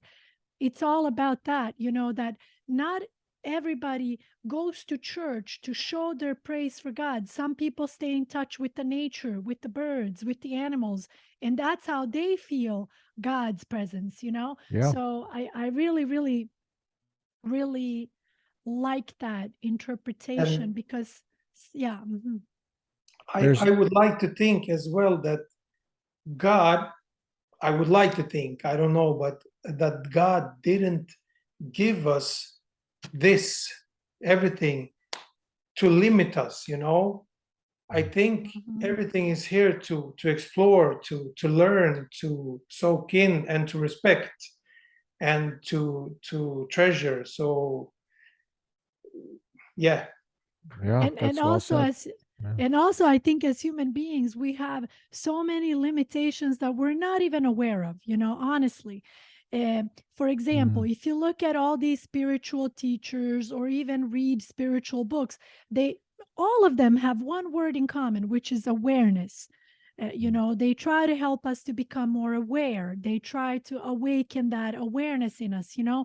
Many, many people in the world don't even understand what awareness is. And so I think we are limited by our own lack of awareness. So, for example, let's say you grow up in a culture where you are taught in the most rigid way that this is God, this is what he looks like, and this is what your religion is, and there's nothing else outside of that. Well, Right. you grow up with those ideas, with those beliefs, and you don't even dare look at anything else or Right. learn about anything else. And so maybe to connect to certain people from our village, I guess after we had moved to Sweden and when we would go back to visit, if you just kind of mentioned maybe something else, some people would get extremely offended because, again, you're not supposed to think about anything else because this is the correct religion. And so the way I look at people like that nowadays is many of them are not aware. They don't understand the importance of awareness, that, like it or not, there are billions of people around us that are very different than we are, that grew up very differently than we did, that interpret God very differently than we did, so it becomes like a burden to constantly have that argument with people trying to tell, well, my God is like this and your God is like that and blah blah blah. And so I'm not really interested in that, to be honest with you. I'm more interested in all the good things that you can soak up from every single religion. And let's look at, for example, Christianity, the 10 commandments. Please give me one example from the 10 commandments where you are taught to do something bad. I haven't been able to see it. I see only good metaphors, only good symbolism, only good lessons from those 10 commandments. So why should I sit there and argue against someone, let's say, who is Christian or Catholic or Jewish or whatever, Muslim, whatever, I think the fundamentals are truly, truly there to teach us something that's beneficial for us, Right. Yeah. But then as human beings, sometimes we think, well, I know a lot and you don't know this. And so it makes me feel better. It makes me feel more powerful to preach to you or to do this or to do that, And honestly, I don't even want to get too much into this, but I'm even noticing it today in American politics, how certain people will use religion as a way to feel more entitled, as a way to feel like they have all the answers, And I think it's very manipulative, Honestly, I think it's very manipulative. Like, again, I don't want to get too much into religion, but for example, I look at people like George W. Bush, his father. Maybe he wasn't the greatest president, but I truly believe they were very good people. They are very good. Like, to me, they represent some of the best Americans in history, like good, decent human beings, and they're religious. John McCain, for me. Oh my God, John McCain. I love John McCain. Amazing man. Amazing, good man. Those people, for me, if you change they barely don't exist anymore, because that's a great man. That's a really great man. So, but like you say, you have to be aware, because you have to be able to question everything, whether it's religion or anything, because you have to be aware that maybe Mirza is using religion to get something out of it. Yes, or maybe he's a true religious guy. So you have to be aware. It's like everything is not black or white. It's exactly. And that's where I feel very grateful as an outsider that I'm able to have that perspective, because I have no need to belong to this club or that club, because I can see through both, and so I think it's really, really interesting to kind of see, sometimes the current state of politics in America, I'll tell you what it reminds me of. It reminds me of, like, I don't know, a group of very childish and very immature kids who have made this pact with each other. Like, okay, listen, our group despises this other group. And then in that other group, they have also made a pact with each other. Oh, yeah, we hate that other group. We despise that other group. So you know what? Let's just use every single thing that we can to try to get at each other. That's why I can't stand it sometimes, because, oh my God, people, have a conversation for the love of God. Sit down and talk, listen to each other. You know, there's nobody out there that can come to me and say, oh, Republicans this. I don't give a damn. I want to have a conversation with a Republican. I want to have a conversation with a leftist. I want to have a conversation with a right wing. I want to have a conversation with a hardcore Democrat or whatever. I just want to hear where you're coming from. Honestly, I really do. I'm not sitting there with my shield ready to attack, you know, like, oh, you're from that other group. Oh, blah, blah, blah. You know, so it almost, it blows my mind sometimes, you know, because sometimes I listen to people that I really respect, that I think are brilliant. But because that pact takes over, they become so childish and so immature and pathetic sometimes. And I'm just like, oh my God, like, man, look, you're being controlled by that. Like, just let it go and, like, have a conversation, try to have a conversation, you know. That's why I think podcasts like Joe Rogan's are so successful, because I agree. I don't know how, I agree. honestly, I don't know how that happened to Joe Rogan. I think he was just born that way, you know, like, he has that ability to have a conversations with anybody, with everybody, you know, like, he just has that ability. Like, he lets them talk, he lets them express themselves. But I think that's a way, if you look at it in another perspective, this is a way we have to understand that our brain works in a certain way. We're like the first people out of 10,000 generations living like this with electricity. So our brain is still in the savannah, you know. So we all, I think it's, in one way it's logical, but it's also hard to understand, because we have this tribal thinking, you know, unconsciously. That's true. If you don't think like this group, you risk getting thrown out, and then you'll die. That's like, even if you don't have this opinion or something, you want to belong to this group, because it's just the tribal thinking of the brain, because it's natural. But I think all this is part of the conversations. People will start to get, with time, it will take a long time, but people will start to get to learn to listen. And that's what I'm going for here, is to try to have the room for that. And like Joe Rogan, he's an inspiration to me, because I think he does it well.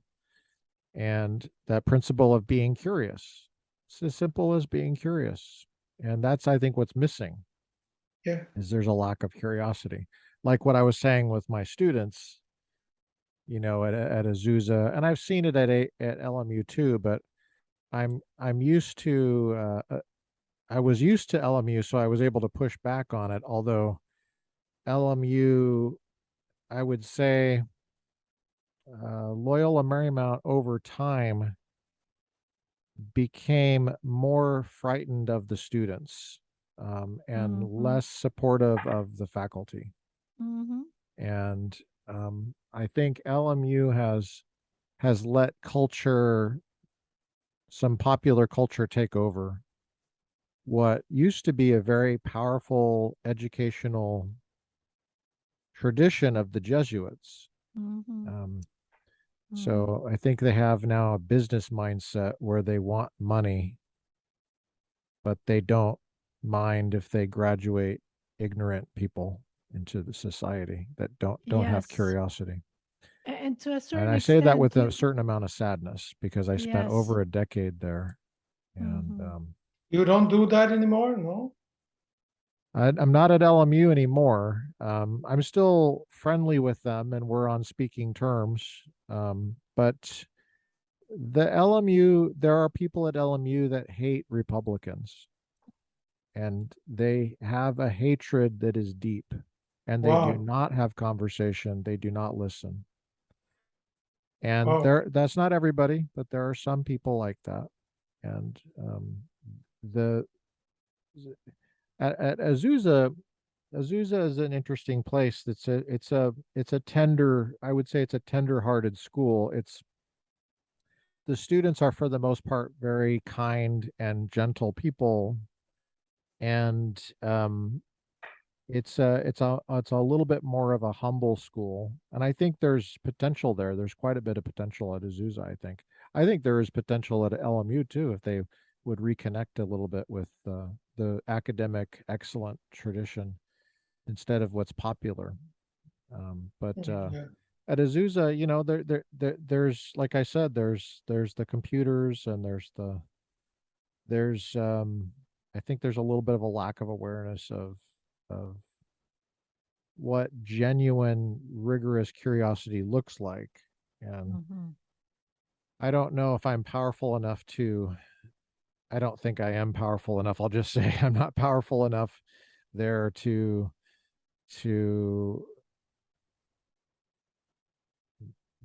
Influence yeah, or change I or don't have much control over things. But yeah, so then I think it spills out into American politics and the social media too. I think that there's a low attention span, Mhm. and there's I don't think we have the structures in place that we used to, which I guess we just kind of took it for granted because there wasn't much competition for attention. I know like okay, when I was a kid, people would wander, their thoughts would wander. I mean, this is just human nature, right? People would doodle, they would doodle, you know, they would pass notes in class, yeah, and when I was a kid, right? yeah, And you know, they wouldn't pay attention, you know, and that's just normal. That's just yeah, people being people, right? yeah, But back then there was less competition for your attention, right? Because what did you have to look at? You have to look at the posters on the wall for the thousandth time, right? mhm, Um, you know, maybe the girl you like, you look at her, but you know, okay, so the it's very small things that are, but with now with phones and these are competing for what you do for homework, right? It used to yeah, be Mhm. what competes for homework. I go out and play soccer. That's what Mhm. competes for homework. I go out Mhm. and um, maybe TV. You know, that TV was the big thing. Oh, TV. yeah, You know, or maybe talking on the phone, yeah, or occasionally it might be a book that you really like that's not for class. that yeah. and that's the best case scenario. Wow. But now it's like I don't think my students even read books. I don't think it would not surprise me if my students have never read a book and they're graduating. And my students Yeah, do not know how to do footnotes and they're seniors and they don't know basic things. I mean, they don't know basic grammar. I asked a student recently when we were looking at the First Amendment in the Constitution, and there's this phrase that says the right of the people to petition the government for redress of grievances. So I asked this student, this is in a course called the American Founding. It's a senior level class. It's an upper level class. And I asked this student, what is the direct object of petition? What is Mhm. the subject of the verb and what's the direct object of the verb? I was trying to get her to see that the subject of the verb was the people, right? Not the Mhm. government. The government is not the one that has the right. It's the people that have the right. And the direct object was the government. So Mhm. the people, the phrase the people and the government are not the same thing. Mhm. It's really basic. yeah, In other words, the Bill of Rights is the rights of the people, yeah, right? Mhm. Okay. So So because a lot of people confuse that and they say that it's the right of the government. Like, Yeah. for example, in the Second Amendment, which take or leave the Second Amendment, a lot of people don't like guns. They're frightened by it. I get it, very loud, dangerous objects. And, but it says right there, the right of the people to keep and bear arms. It doesn't say the right of the government or the right of the police. Yeah. Yeah. Well, anyway, she didn't know what I meant by direct object. Yeah. And I really don't want to shame my students. I don't want to do that because that's counterproductive. You want to encourage the student to have curiosity. You want to help the student become better from wherever they are. But it strikes me as, like Samra and you strike me as coming to the task of learning so much far ahead of my typical American student. And my typical American student just doesn't even remember why they're in college, and they don't know why they're there. And maybe they've never seen a vision for what it could be or what it's supposed to be, which is not a torture chamber, but a place of discovery. I mean, I thought about what you said about Emily Dickinson's poem. And and what you were saying about nature, and having that religious reaction to that. And that really requires a certain amount of curiosity on your part. And I applaud you for that, because you are paying attention, you are aware. And it reminds me of John Muir, who's a famous American. John Muir is his name. John Muir is one of the he was a naturalist, I guess you would say. His father was a preacher, and he had memorized huge chunks of the Bible. And he was famous for saying that the forest is his chapel. And he was one of the guys that made Yosemite famous. Yosemite National Park in California. This very dramatic park. And there we have certain parks named after him, like Redwoods. Like if you go, I think it's in San Francisco, if you go north a little bit, there's the Muir Woods. I forget exactly where they are, but I've been there. And it wouldn't surprise me if there's several redwoods tree stands, those old Those growth. big trees. Yes, that's Yeah. right. And Yeah. there's only 5% left. Wow. So if you can imagine, when the first settlers came, they had let me get my math right, 20 times that many redwoods. Wow. Now there's only 5% left, and which breaks my heart. I mean, Yeah. just, can you imagine? I can't imagine coming across something like that, some old forest like that, that's thousands of years old, and think, I'm going to make some furniture. I mean, that's not the first thing I would think of. I mean, I can understand you need firewood and stuff, but I would cut down the smaller ones, not the big ones. But yeah, it's pretty sad, but I'm glad we still have some so we can see. Oh yeah. John Muir is his name, Muir. Okay. And he's a Interesting. famous guy that said what you were saying. Yeah. Oh, really, really interesting. So Yeah. I hope that people will get this curiosity back and respect for things, because Me too. in a certain way, the way we live now with the influence from social medias and stuff, we all live in a bubble. Like it's a really struggle. I found myself struggling a lot of times because I get influenced and I have to like take a pause. Okay, stop. Me too. Yeah. I need to take a break and just get my thoughts right, because imagine these young girls, for example, and young boys nowadays. There's barely no difference, because they all live in an imaginary world where they all want to have to be a Jennifer Lopez, or Yeah. they have these ideals they have to be, or you're nothing. That's really sad. I even heard of my daughter's school. She's in 4th grade.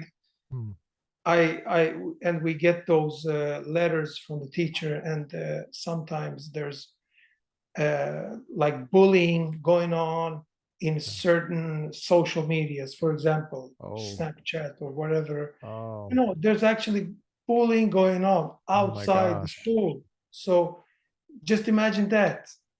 I Just can't add imagine that that. one aspect, I cannot like imagine that. before you were looking at a picture or maybe playing football, and now like you maybe you're a kid struggling in school, and even after school you have to find yourself in a group on a social media with people. That's horrible. Yeah, That is so complicated. I mean, see, that's why I like the Westerns, because yeah, there were the bullies in the Western, and the bullies yeah, at in school. Everybody knew who the bullies in school were, and they want your lunch money. They, yeah. give me your milk money. There's a film, there's an American film called My Bodyguard. If you got to find this film. All right. I have it on DVD. So Okay. I found it in a used bookstore. But it's like 1983. It's totally old school, Okay. and it's about bullying in high school. It's about, I think it's high school, yeah. Yeah. And it's a great film. It's like a Western, except for it's in the city. All right. And yeah. So anyway, My Bodyguard. My Bodyguard, yeah. I have to write this down. Yeah, it's good. It's a classic film. I don't think it's very well known, but it's a very gritty film. And it's about bullying, and that's how it used to be. And as tough as it was, as scary as it wasn't as complicated as for these kids as getting made fun of behind your back, where so many people can see, and there's the humiliation. That's a whole other Yeah. aspect that I don't think their brains are ready for that. Yeah. They have not developed that Oh, kind of complicated, and I don't know what kind of damage that does to kids. yeah. It's Yeah. scary. And then It's Really. pornography too. I mean, like when I was a kid, I never saw pornography ever. I mean, every once in a while you'd be walking through a field and you'd see uh a part of a magazine that had been rained on for 3 days. Yeah. And you could kind of make out what it was. It's a Yeah. naked lady, obviously, and that's all it was. And Yeah. now that's all. And so my thoughts were clean, relatively clean. I mean, obviously a kid, but Yeah. I did not have images in my No. mind or sounds or whatever. I didn't have Yeah. that. Yeah. I had a clean and so my thoughts and my habits Yeah. were directed toward other things like sports, or mhm, I was obsessed with knives for a while, and mhm, animals. I loved wolves, and survival stuff, and I mean, I can't imagine having those kind of things in your mind and your soul, and having that kind of low attention for other things else, that and then also it seems like it would, for these kids, affect how they relate with each other, and how they relate to the opposite sex, and how they view just how they are in life. And to me, that, so in terms of marriage, in terms of having kids, in terms of, it doesn't surprise me that students seem to not be interested in just having a family. And like when I ask my students, what are your aspirations in life? And I listen very carefully. You never hear the students say, I want to have a nice family. mhm, And that mhm, would be the normal answer for thousands of years. And mhm, it's just, and so they have no concept of what, this is brand new in human mhm, existence. What mhm, what what could possibly go wrong? you know, and no wonder depression and anxiety and despair and isolation and loneliness, because the family was always there. Like your grandfather, he looked at you, he looked at his grandkids, and look at how much joy he had, and the tears of Oh, yeah. joy, right? He wasn't sad. He wasn't, it doesn't like Mirza came in and he was like, oh, Mirza, I'm That so that embarrassed. happiness, So No. sad. No, it was the happiness. opposite, right? It was joy. Yeah, Like, look at what I have, this treasure that you And have by the way, came from me. uh-huh. And by the way, it was our grandfather and his brother too. They were always giving us love. Like his brother, my grandfather's brother, because he also lived with us, Wow. he treated us like his grandkids. He treated us like his grandkids. So, to What a give you an resource. example, Wow. imagine you have this relatively big house and there's a wall right here, yeah? So this wall is connected to the same house, but kind of the other part of the house, if that makes sense, you Mhm. know? So the backs, so the house were built like back to back, like this. I exactly. see. I see. Okay. Back. Yeah. Yeah. Exactly. And so what we did was we opened up the wall there and we created a door so we could just directly go into my grandfather's brother's house, you know? And Wow. our brother, Mirza knows this story. Our brother had this tendency. He would sneak into their house. We're talking about a 5-year-old Wow. kid. He would sneak into their house. He would secretly open their refrigerator and he would grab a few pieces of this salami that they had, this beef salami, that chicken salami, excuse me, that they had, pasteta y salama. I remember that. So Ah, Wow. he would have this chicken salami, and I imagine my brother kind of like quickly took a few bites, and maybe he left like his the trace of his teeth in there, and so my grandfather's brother would come in, very tall guy with his cane. He would come in and he would say, guys, I have to tell you something. We had an invasion of a small mouse last night and we're looking for him. We don't know where to find him, but I'm looking for him. And when I get him, I'm going to catch you with this cane. Of course, Uh, all of it jokingly. that's My brother funny. can really attest to that. My mom would tell me, go to the other side and read a little bit for his wife, because his wife was bedridden for a while. She had some health issues and stuff. So you can't help but have some sympathy for these young people that are growing up today, because many of them were never got to experience this. But believe me when I tell you, in a weird way, they're aware that there's something missing. They don't know exactly what it is, That's but right. they know that there's That's good. something missing.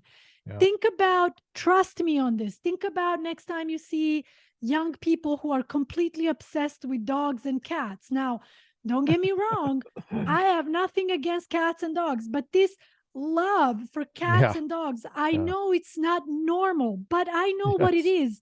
They know something else is missing. The That's love right. of a human being is missing. Uh, So they become obsessed with the dog. They dress up the dog. They sleep with the dog. They have the cat. They cry when yeah. something happens. Yeah. It's not normal, It's not normal. Right. My brother can attest. Yeah. Our grandmother had 2 cats. Nobody could touch her cats. The cats could come in the house and everything. But it was never this abnormal No. love for cats. It was Right. like, oh, come here, cat. I Yeah. pet you and stuff, but I don't I'm Yeah. not obsessed with you. I Right. don't have these Now, protests for you and stuff, like no, it's now go catch strange, a mouse. Go catch a mouse. Make Exactly. yourself useful. Exactly. some days she would have the cats and like cuddle with them, and some days she was chasing them around the house like, goddamn cats, get out of here. Get out of the house. Yes, exactly. Exactly. Yeah, So that makes sense. you must, on a deeper level, you must have a little bit of understanding and sympathy for this younger Sure. generation, because it must be really, really tough. Now, maybe Yeah. it sounds like I'm contradicting myself to a certain extent, because remember earlier when we were talking about criminals, I said, and I say it again, when you do something, when you hurt, especially honorable people, hardworking people, when you are doing destructive things to someone else, I know for a fact that you know what you're doing. You know that it's wrong. You know that you shouldn't be doing this, but you're still choosing to do it. That's different than a young person who's going through this very bizarre phase of our human existence and is connected to these gadgets, and all of a sudden Yeah. a picture is taken of you and millions of people have access to that picture and you don't even know what that means.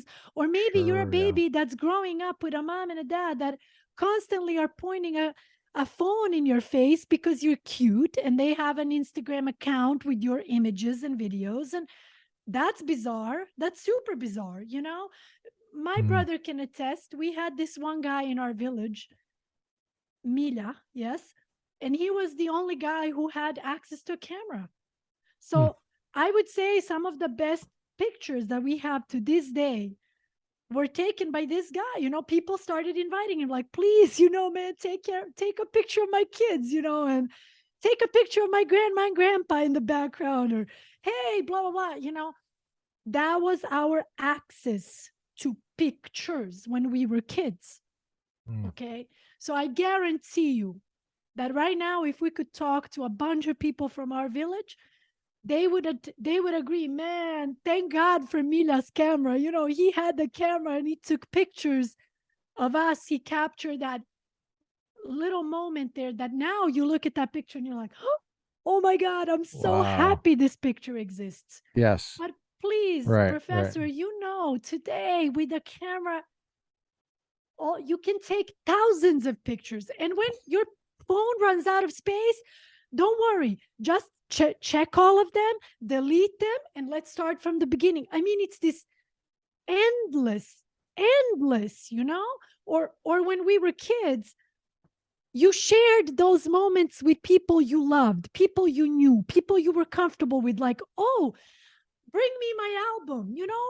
Yeah. Come on, sit down. Let me show you. And so you show these pictures. You know who you're showing these pictures to. You know the person. Mm. Today, even if your account is private, people can take a screenshot and they can share it with other people. Although you're choosing not to share it with someone that you don't know, technically, because your Yeah. account is private, right? That's So true. it's a very, very strange, bizarre world. But Yeah.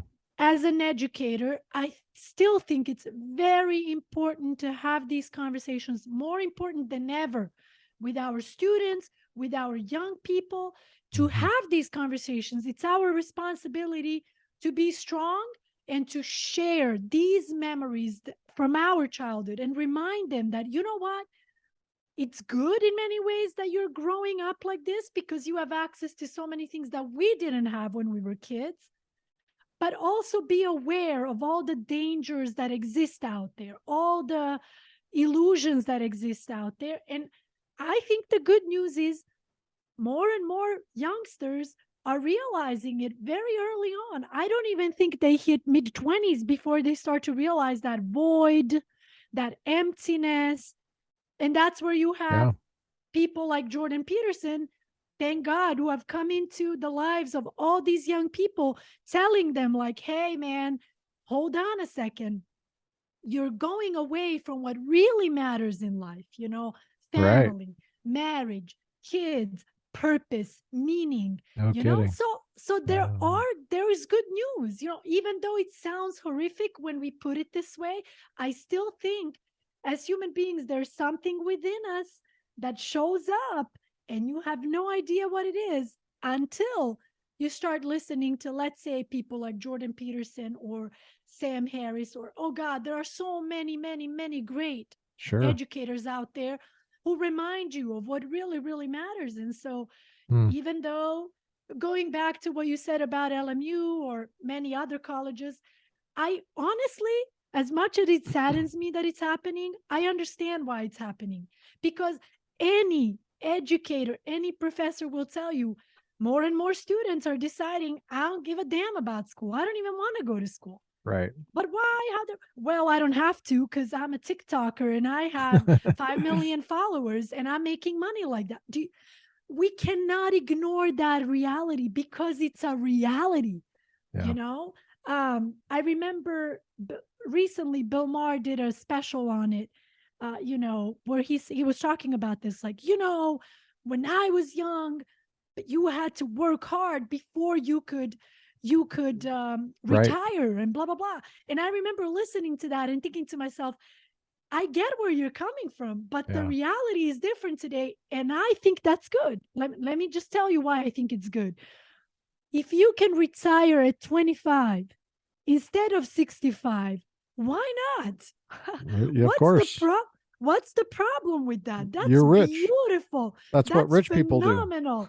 So you shouldn't discourage our young kids from doing that. You know, imagine if our great grandfathers, or I don't know, our grandparents or our parents could have retired much earlier.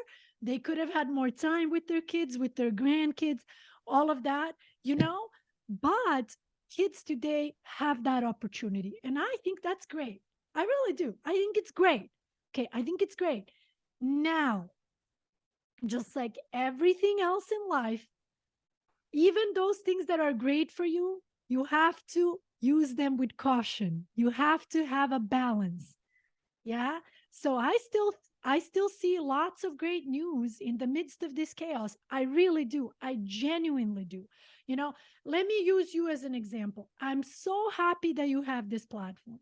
Personally, I hope you decide to pre-record courses and sell them online, because Wow. the knowledge that I gained in your classes was one of the best knowledge in my life. I know it changed me for the better. I know it helped me to become a much more critical thinker, to look at things from a completely different perspective, to exercise my logic. Even though you stop and you look at this sad side of technology and we become so kind of discouraged, it's Right. very important to remember there are millions and millions of people out there who are dying for knowledge, and they want to hear your expertise, for example. And guess what? There are so many platforms out there where that's a possibility. That's a So you're so right, but that's a total different thing. You know, technology is fantastic, of course, but like you say, you have to use it right, because you could just end up like, you have to know again how we function, because you can see yourself end up every day and watching her videos. It's Right. because you can just, that's how we work. We can just end up and like, and then the whole half-life has passed, and you start wondering, what did I do with my life? Yeah. So of course this is a powerful tool. I was thinking the other day, like, with all these Elon Musk tweets and all the, it's pretty interesting, because even here, again, you have to be very cautious, because, like, when I say something, in my opinion, when I say something, it's an opinion, because I'm just Mirza. Right. When a powerful person like him says something, it becomes a truth. And people has to be aware of this as well. Come to your own views, in other words. Don't just read it Yeah. and think, oh, it's true. Yeah. But in a Think for sense, yourself. it's always been that way. If you really have if you Yeah. stop and you have that honest dialogue with yourself, you realize, my God, it's always been that way. Think about the US, think about the southern states in the United States in the 60s, 50s, when you had the segregation. And let's say you might have been a person in your family where you're like, man, I don't care that this person is Black. I still want to be friends with him, let's say. But you were drowning by that pressure that was put upon you Sure. by parents or family members who did not know any better, who were taught themselves that way. Okay. And so you were put in this very uncomfortable situation where it's like, oh my God, I know my family has weird views, but I still love them. I'm connected to them through blood, through genes, but I also don't want to be this messed up person, that's like treating someone like crap just because they're Black, for example, Right. right? So in that sense, I thought the whole Little Rock Nine, when I read about that, I was so moved by that, because if you look at what the Little Rock Nine was, you had these 9 Black students who basically were sick and tired of like walking far to school. And they were like, well, listen, legally, I can actually go to this school. I'm allowed by law. The United States law allows me to go to this school. So I'm going to go to this school. So these 9 students decided, well, we're going to go to this all white school. We're going to integrate ourselves. Obviously, they received a ton of backlash. I mean, the National Guards were sent to like try to stop these kids from walking into the school. And honestly, if you like zoom in on these kids, unless you don't have a heart in your body, like you see that these are just like anybody else's kids. They are just kind, normal kids who want to go to school because they have the right to go to school. They received a ton of backlash.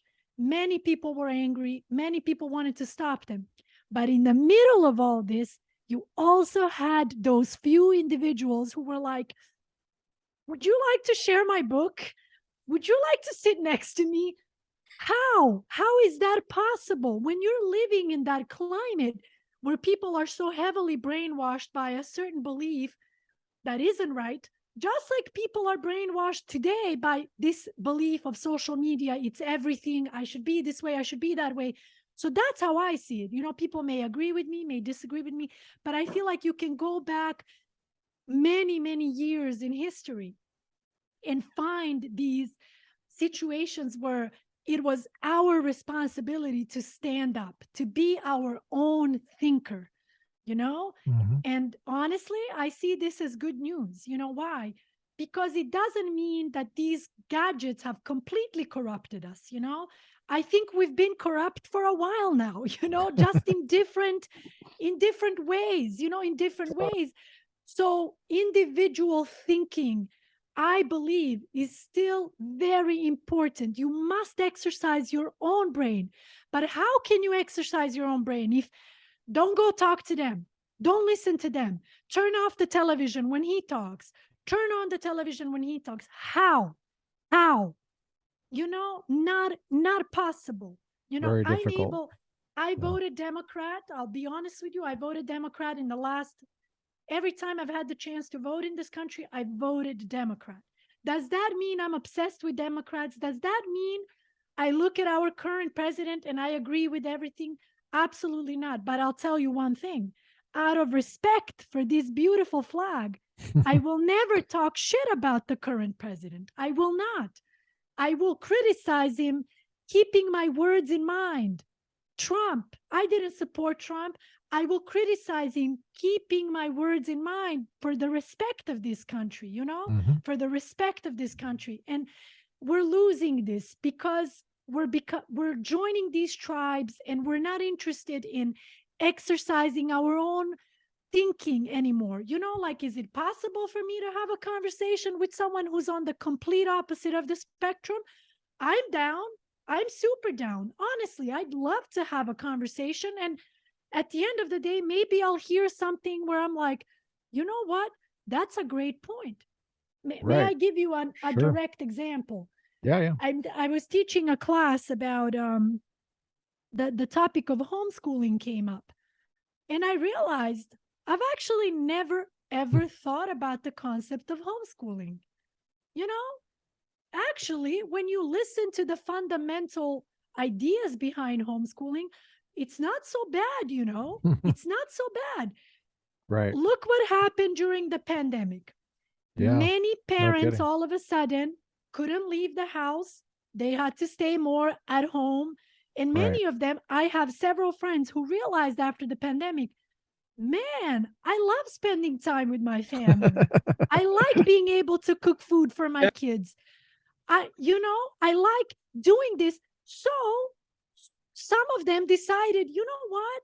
I want to be more involved with my child's education. I think I want my kid to be homeschooled. But you know Okay. what? Uh-huh. This is important to talk about, because if you think, you can think in thousand ways, but if you think, for example, think all through humanity, all the wars, all the suffering, all the diseases, everything we went through, and we are here, Right. we are heritage. And what are we doing with it? Right. What are we doing with it? Are we just wasting it? We have to, I think, in my opinion, everyone who has a platform to influence, I think they have a responsibility to talk about this, to talk about the importance of life, and be able to say, like, okay, guys, everything, okay, it's great to have a new shirt, it's great to have all these new pants, that's good, but let's not forget what's important also, and be able to talk about it Absolutely. Absolutely. and enjoy it. Absolutely. And Right. Right. because in my opinion, again, I think I see a pattern. For example, here in Sweden, I listen to a lot of podcasts, and famous people, who had a long career, made a lot of money. And in my opinion, again, I say, when they get the question, what do you regret in life? They all come to the same conclusion. They all say, I wish I had spent more time with my family, for Wow. example. Wow. You know? Yeah. And I think life hits you fast. One day you're just wondering, wow, man, where did it go? And what did I do? Absolutely. What matters? Absolutely. So Absolutely. now, And for example, in my Mhm. case, I'm thinking, because we spent the whole time when our children was going to kindergarten and everything, we were home all the time. Mm. Either me or my wife, either one was always home. And the kids, this I wouldn't change if for no money in the world, because I feel now that it gave me a lot, Mm. and I can see that it gave them a lot, because I see some Wow. people, they leave their children like 5, 6 in the morning. They go to work, both parents. They come back home 5, 6 night, Mhm. pick up the kids, make some food, go again tomorrow. Yeah. Mhm. So at some point with this life, it will hit you, and whatever you do, whatever money you make, it will Mhm. be worthless in the end. It's And I guarantee you, those same friends that you have that leave their kids 6 in the morning, if you live in a Western country, I guarantee you, I'll bet $1,000 that they don't necessarily even have to do that. no, They could actually have a fairly simple life, and spend more time with their kids. But again, what happens? Lack of awareness. These things that you're never even thinking about are actually running your life. You're like, oh, but I need that car. I need that Yeah. house. I That's need right. that, but honestly, at the end of the day, many people would genuinely tell you, I don't need it. And listen, I think that's what that was the genius of the pandemic, because so many people were forced into this situation where it's in their mind, in their head, it looked like a nightmare before the pandemic. Like, what? I'm gonna stay home. I'm not gonna go to work. Oh my God, I'm gonna work from home. That was Right. just like, you don't even think about that. Yeah. But the pandemic forced us to stop. And then you're like, oh my God, this works. This works really well. So I'm actually gonna do this, I'm gonna do this full time. So also, again, going back to our conversation, everybody's right. I think in this group, there's so much to be concerned about, with the technology, with our kids, their attention span, all of it, 100%. But I also think technology has brought many great things in our lives, many options that we never had before. I'll give you an example. Going back to what you said about LMU, so many institutions feel the pressure, like Students are leaving the schools. They don't want to waste their money anymore. They don't want to pay for the school. They feel like, man, many of them feel like with all these resources, just driving to work or whatever, I can listen to a podcast and learn so much more than in an actual school, for example. Number one. Number two, you have all this censorship in schools today. You're not allowed to say this. You're not allowed to say that. How Yep. am I going to learn anything? So That's people right. are checking out. They're like, I don't even want to be a part of this anymore. Now imagine, had we not had technology, people, intellectuals, and I'm using just one example here, like Jordan Peterson would have been stuck in that, small classroom, influencing all those students. Thank God now he's influencing millions and millions and millions of people around the world. His books are being translated into all these different languages. Thank God for that. That if it had not been for technology, that would not have been a possibility. Right. Period. Sure. Okay. So we can't forget that. I hate to use this word, but degenerates have always been around. Degenerates have always been around. And now they have a platform.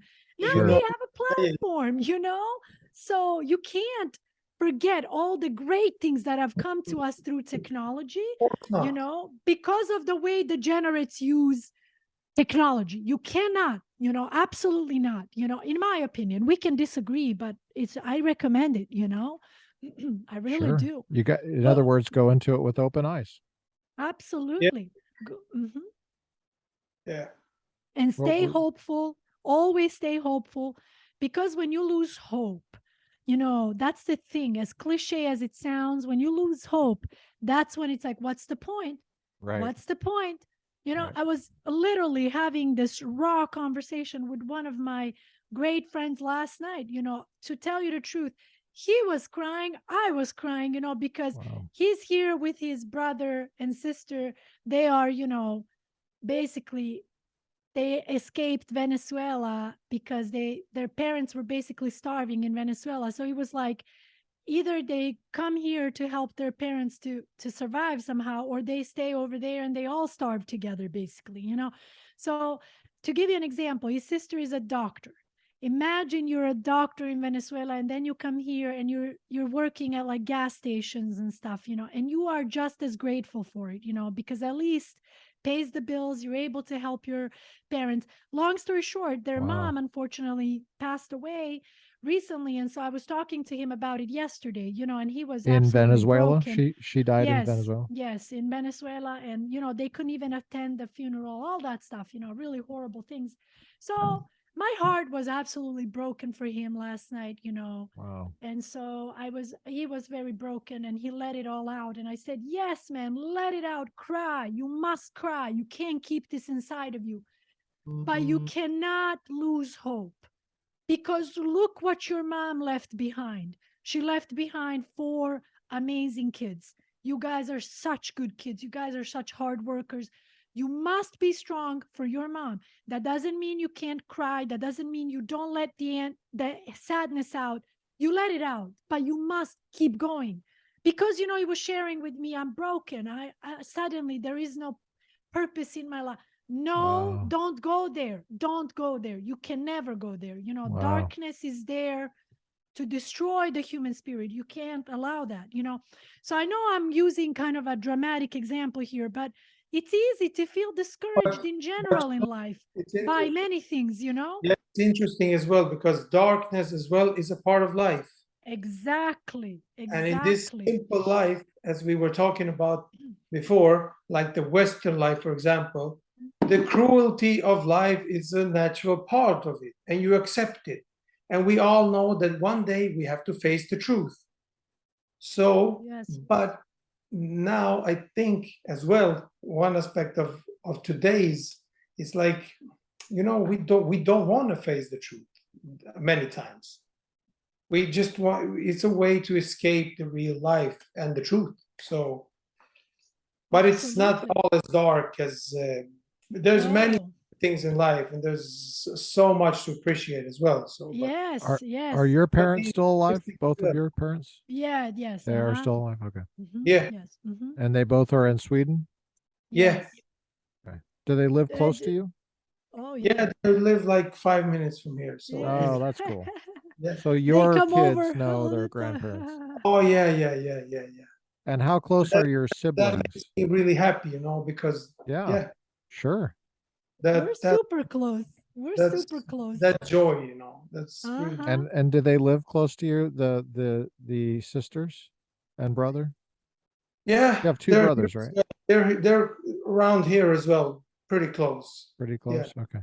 in Uppsala and around here. Yeah, So But they usually come over like every weekend or something, so everyone's there. I'm the only one that's like really far from the family, yeah, you Uh-huh. so and just to because of technology, like my right. sister was saying, I have been able to talk with my sister every day through the phone and through FaceTime and stuff Mhm. with my kids. So Oh, they that's cool.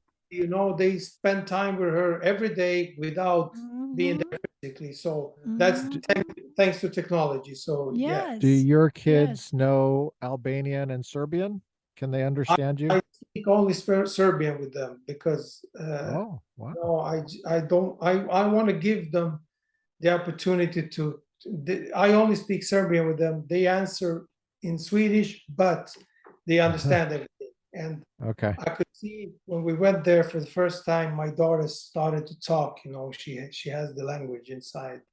Okay. So In You could fact, she switch picked it up. You could say, okay, I want you to respond in Serbian, but I'm going to yeah, speak in Swedish yeah, or English if you want. yeah. And in fact, she picked up the It's a phone gift. when I called the other day. She picked up the phone and she started speaking to me in our language, Oh, So it's really cool. And honestly, I think anyone who's listening to this right now, I don't think it really doesn't matter how old someone is or where they're at in their life. I really believe even if you have 10 more years to live, it's still not too late to turn things around. That's how I see it. hmm. That's how I will always see it, because hey, life is kind of like a tumble, Mhm. it shakes you up and things don't go as planned. Things don't go as planned. Some people, I should say, things don't go as planned always. Some Right. people are like super lucky and things just kind of really work out really well, and that's great. But even for those that everything works out really well, there are other things that they're struggling with. That's how I see life. There's nothing to ponder on. There's nothing to beat yourself up about. It's like, oh, but why didn't I do? You didn't do it, man. You didn't know any better. It's okay. Do it now. Try it now.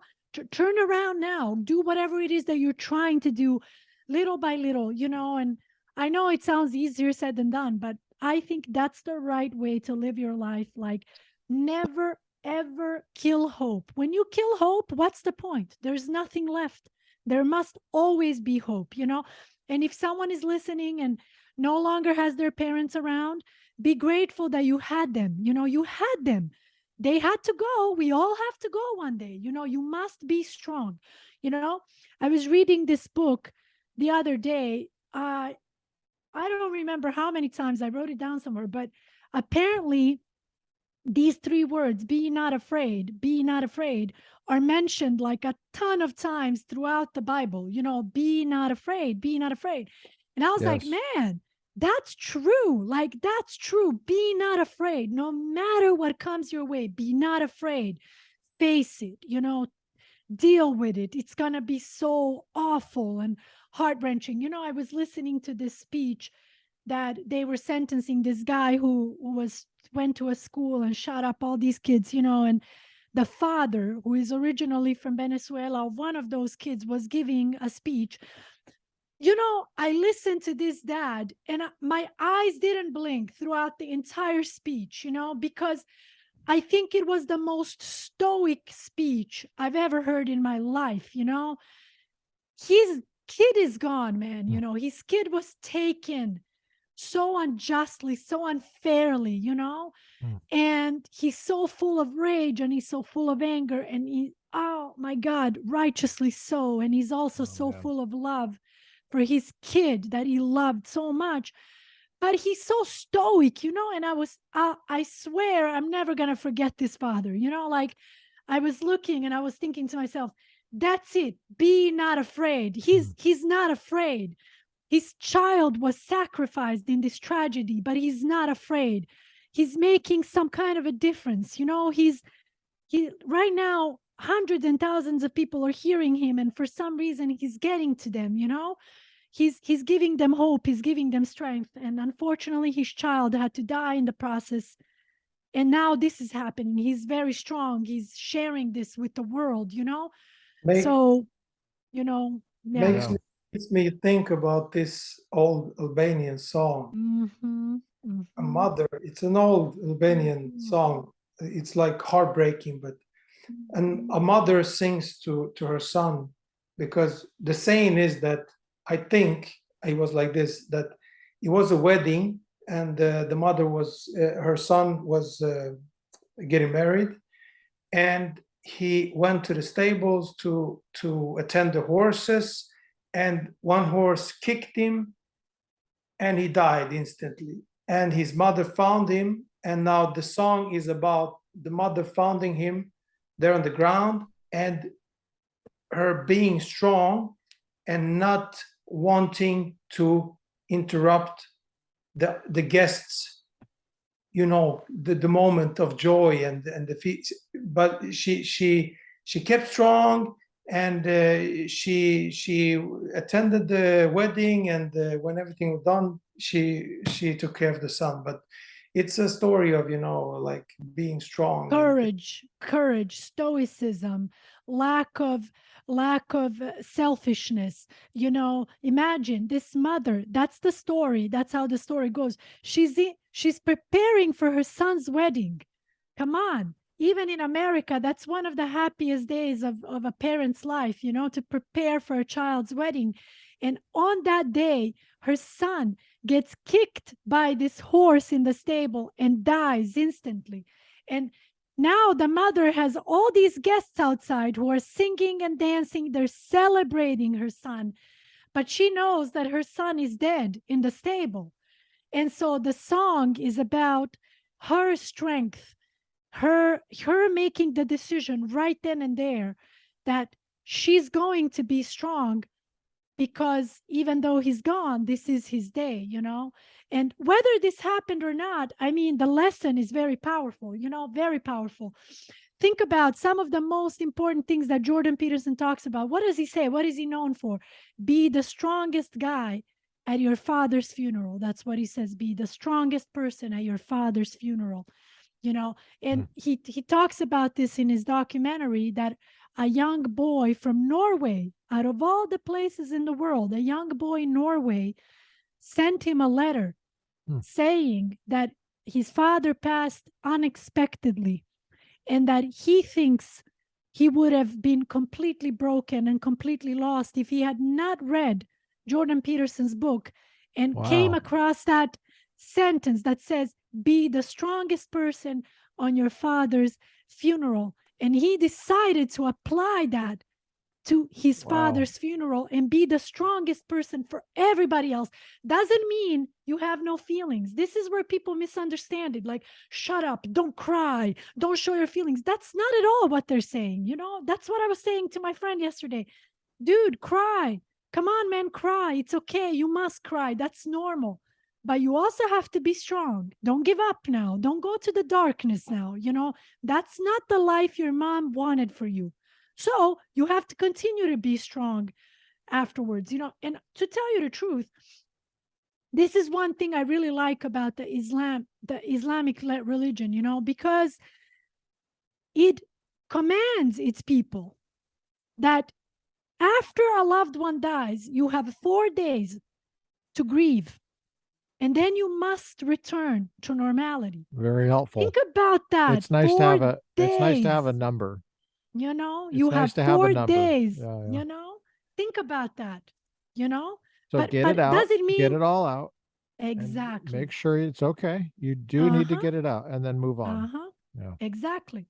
You see, but with that heavy pain, with that heavy broken heart, Think about it. Does it really literally mean 4 days? Okay, 4 days, it's up. Come on now, laugh.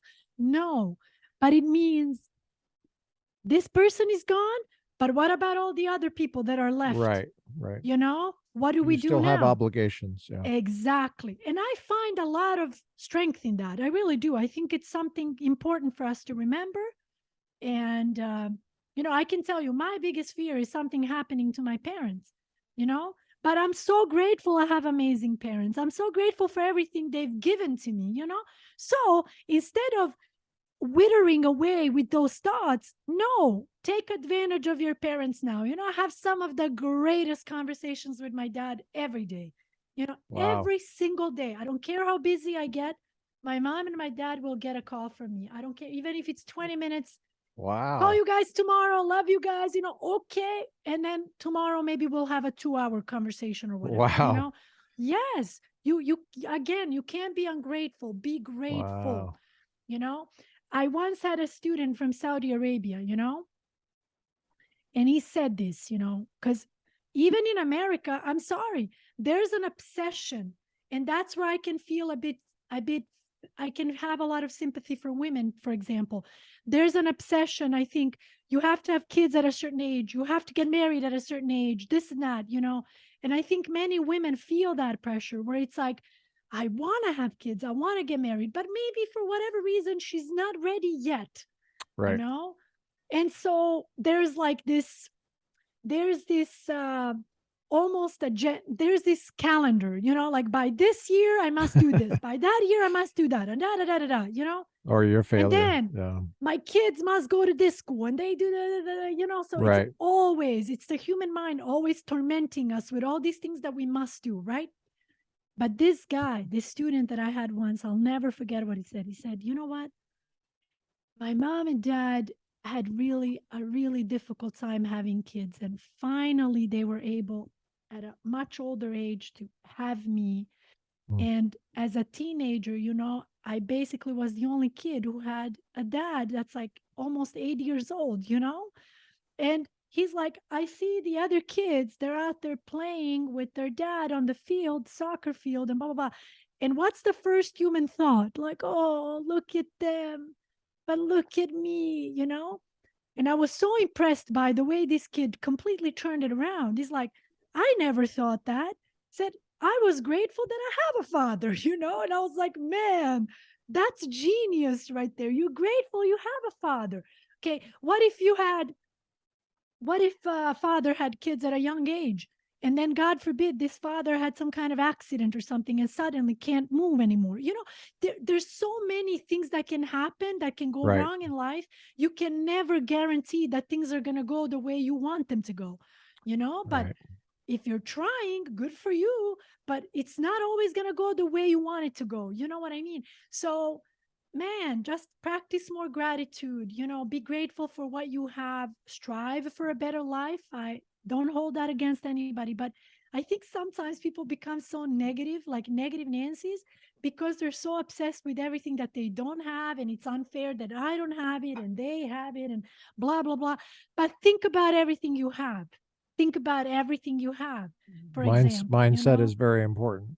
really important. It's Yeah. not the easiest thing in the world, but it's important, you know? So that's the Right. way I look at it, you know? It's like, Yeah.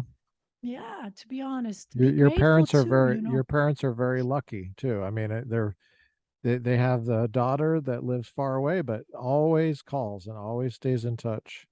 And guess That's a what? very that's a The gift to your daughter parents. the daughter has worked so hard to make certain things happen here in America that you can only make happen here in America. Sometimes it feels like, you know, Mhm. that very soon I'll be able to literally purchase a one-way ticket and go and stay with my parents as long as I want to stay. You know, if I Oh, cool. if I That's awesome. worked for maybe a company or whatever, they need you back. You have to Yeah. understand, they need you You back. are. You are limited by that. And that's also thanks to technology, you know, like in my Yeah. case, thanks to technology. So everything has its time. You gotta like, are you working hard? Are you, you know, those words, those two words, work hard. They're very controversial words, you know. Like, it's not just work hard. You also have to work smart. Do you have Right. a plan? What are you trying to do? What are you trying to execute? You Right. know, and that's where my brother, I'm super close to all my siblings, but especially to my brother Mirza. Like, we're basically, he's one of my best friends, you know. We talk a lot Wow. about business together. You know, we talk Oh, about wow. how he can tell you He's everything. a He vice can president attest. of Maverick Lingo.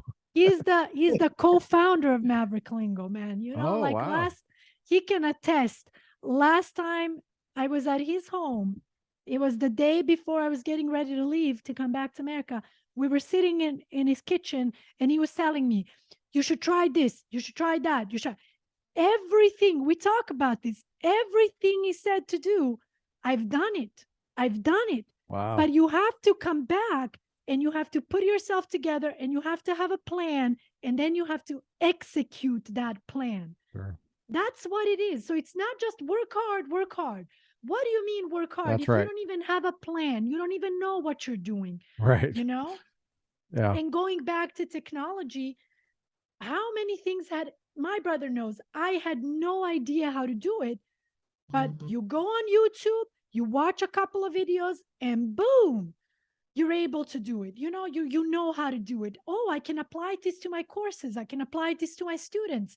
You start some type of company, and you have one person, and then you grow that to 100,000 people or 500,000 people. You know, that's what I'm talking about here. You know, so if you sit at home and feel sorry for yourself, and I only focus on the distance, I don't get to see my family, blah blah blah, that's when you go in that rut. I don't want that. Yeah. You know, instead, take advantage of technology, and you see your Right. parents man, I cook sometimes, and my dad is on video, and I show him the food. And By you're the way, talking Serbian? Are you talking yes, Serbian at the time? Oh, wow. yes. By the way, do you know what we called my dad when he was here in the US? All my friends loved my dad, you know. So he You has called your dad "All my friends love my no, dad"? no, no, but That's a let me long tell you name. this, the backstory. You're gonna Oh, love okay. this. They loved him so much, and he's always food is everything to him. He has quite a big stomach too, you know? So his name in our language is Yusuf, you know, but in Oh, America, that's really? equivalent to Joseph. Joseph, yeah. So everybody was calling him Joseph here when they were here visiting. And so my friends and I, we were joking, we called him Big Joe because his stomach was this big, and he was always ready to cook some food for my friends. So we were calling him Big Joe, you know? Uh-huh. My friends were like, "Where's Big Joe?" I'm like, "Come on in, man. Big Joe is cooking," you know? Oh, wow. So that That's was awesome. the nickname that we had for my dad when my mom and dad were here for a month. Um, when I graduated from LMU, so they were present at my graduation, actually, you Oh, know? that's cool. Yeah. So Well, you're yeah, an you know. inspiration to me because you're an entrepreneur in California, and California, I think, is a particularly tough place to be a business owner, an entrepreneur. And you took, you made your own business, you know, and you you made it. You made something that's yours, and Mhm. that's amazing to me. That Yes. you're able to figure out technology and figure out all the bells and whistles and the Mhm. regulations and the laws and everything, Mhm. the accounts, the business accounts, everything. Yes, It's everything. amazing. Everything. And there's thanks to technology, imagine that back in the day when there was no technology, probably people had to take courses. They had to go to learn from someone. Now you have all these YouTube channels where Yeah. people will teach you how to do this, how to do that, But how to but use this, you know? sure, but the what I've noticed is then that also contributes to a low attention span sometimes because people are so overwhelmed, right? Like when I was a kid, I had the field, right? I just walked through the field. There's not a lot. There's a tree over there. There's birds. There's maybe there's library books, but you have to pick up the book. It weighs something. You feel it in your hand. You have to turn the pages. There's not much there, right? Competing, but now just imagine, it's overwhelming. Like, which video do I watch? How do I know that? How do I know who to talk to, who to listen to? And that's the thing about all the podcasts and stuff, is that there's so much out there that it's overwhelming, and I think people tend to get shut down a bit. So it has that. True. It has that. I agree, Very true. because there's too much input. There's We too much. Yeah. all agree. And we're not disciplined enough to know no, what to exclude and what to keep. Be very disciplined to have to. master it. But You'd have to have the right mentor great. too. I think it's good, but also the input. Just open a newspaper. Oh yeah. It's only the news. Right. 100 other things from the flash Mm, going into the mind, and sure. all the things happening around you. So it's too much, literally too much. Yeah. So I agree. I think I agree. know the title of this episode. The title will be something like that. I think the theme is the simple life. yeah. The simple life is what we keep coming back to. Yeah. I would. Did you guys see the movie Into the Wild? Yes. Yes. And for me, like, I love it because Very I love powerful. it's a guy. Yeah, you've seen it, and it's a guy that has everything in terms of material. Rich parents, never attendant, and he decides, like, what is this? I don't want this. He gives away everything, and he starts walking on this short journey he makes. Like, he lives a life that people usually wouldn't live in 100 years. Right. When he travels through these places and the people he meets, the story he shares, and ends up in a lone place and dies alone. Yes. Oh, it's really tragic, and It it's is really sad, and Sad. as well, it has a beautiful side as well. Romantic and sad. Yeah. Yeah.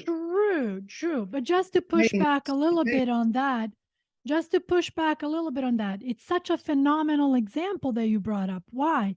Because to me, that movie represents the opposite of both spectrums. So this is very fundamental over here, and this is also very fundamental over here. So let's say you have everything. You have this beautiful house, blah, blah, blah, but you're still not really quite finding that meaning or whatever. So what? The answer is, let me just get rid of all of that and walk into the woods. That's some BS. Of course not. But guess what? Guess what? You have this amazing house. You have all these things, all these amenities. Maybe you're stuck in that house a little too much. Maybe you need to get out and take a walk into the woods several times a week. You see, balance. And I think many of these activists today, they are exactly like this guy. They don't understand the middle ground. It's like, I'm either for this or I'm against it. But you know what I mean? Like, to understand that if your parents, for example, are not present, but they buy you cars, you eventually, no matter if you stay in this house or not, the parents are not there. Right. So no matter what they give you, they're not there. So you just find it meaningless. Yeah. No matter what they give me, it doesn't mean anything. Right. And then I can see it's dramatic in both ways. Yeah. But in the end, he dies in this simple place, but happiness is real only when shared. Yes, that's right. Yeah. So that's, in the end, it's a fact. You can discuss all these little things, but so he should have brought his parents to the wild. Yeah, exactly. He should have kidnapped his parents. That's the true off ending. On his own, exactly. That's part 2. Yes. He kidnaps his parents. We can make that part. You should be like that movie, The Butterfly Effect. You know how it gives you kind of 2 possibilities? I think a much better possibility for this guy could have been like, bring someone with you, man. You know, don't go Yeah. all into the woods. Yeah. Maybe be close to the woods. Be close. So you mentioned Colorado, for example. Oh my God. If I went on Google right now and just typed Colorado nature, what kinds of images are we going to get? Some of the most gorgeous images ever. I mean, Yeah. remember you talked about universal truths in your course. I remember you taught me this, that yes, we disagree on many things as human beings, but there are certain things we fundamentally agree with each other on, and these are called the universal truths. I remember you used the example of a sunset. How many people do you know when the sun goes down that are like, please give me sunglasses. I don't want to see this. This is ugly. Most people are Right. like, ah, Yeah. this is gorgeous. Right. Somehow, Yeah. most of us are attracted to the nature. We love it. We like it. There's something that connects us to the nature, but it doesn't have to become this fundamental thing where it's like, bye, everyone. I'm going into the woods and you'll never see me again. You know what I mean? Right. There has to be a middle ground for everything. There's another really good saying in our language, even a wedding festivity gets played out. What that means is you go to a wedding and there's delicious food and you're dancing and everyone's in a good mood and you feel like you could stay in that environment forever. But stay at this wedding for 3 days and believe me, you're going to be like, I'm ready to go home now. Sure. Yeah. I've had enough. What is that? A reminder, find the balance in life. Yeah. So You're surrounded by gadgets. Don't allow these gadgets to completely control you, man. Self-discipline. At the Yes. end of the day, there's this animal inside of us. You got to know how to manage this animal. You've always had to learn how to manage this animal. The hunters and gatherers had huge spears. Why? They knew that the danger was coming. You have to be prepared. You learn how to control this animal that's within you. Otherwise, everything is just a reason to be down and depressed the way I see it. But it's like, no, find the balance. Find the balance. Period. Anyway, so okay, You're Mirza, do you going to have to be go? you're going to be one of those old women. Well, I'm going to have to leave in about a minute, but yeah, you're going to be one of those old women that I hope that the little kids listen to. Samra. Honestly, I think that many kids are listening to me right now, and I'm very She had grateful for that, she had her own especially with business. all these languages. Yeah. I really speak genuinely to all my students, and I tell them exactly what I told you guys today. It's like life is never truly a disaster, although life really gets super duper difficult. You still gotta just keep on going. You gotta Wow. figure out your own place in this world. And you also have to be careful with nostalgia, because nostalgia is very dangerous sometimes. Even when we talk about these phenomenal stories from our childhood, and they were phenomenal, don't get me wrong, there are many difficult things that happen in our childhood as well that nostalgia doesn't allow us to always see. Sure. So sometimes it becomes this romanticized idea in our head, like, oh, the way things were when we were kids, yeah, but oh my it's God, really a mixture of life going on. You learn things, you experience things. It's just a natural part of life to feel this and to, I think. Do you guys ever argue with each other about anything? Oh my God, all the time. We disagree, but we can talk about it. No, I'm That's kidding. for episode 2. We It'll only be disagree. arguments. We disagree, of course, but I think the older we get, we have a very close relationship. And I take my brother's advice very seriously. I'm not kidding. I really consider him the co-founder of Maverick Lingo, so Wow. any and all, proceeds from Maverick Lingo must be shared with Mirza, because he is one of the original founders and supporters, for sure. Wow. For sure. No doubt about it.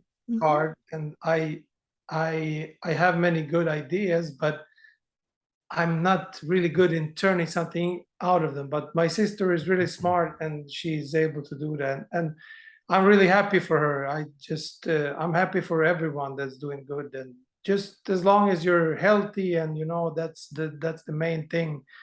Everyone is able to do whatever they want. Yes, That's but awesome. you Well, gotta, yeah. I Yeah. thank you for spending time with us, Mirza. It was wonderful meeting you and wonderful to spend some quality time with you and seeing you interact with each other.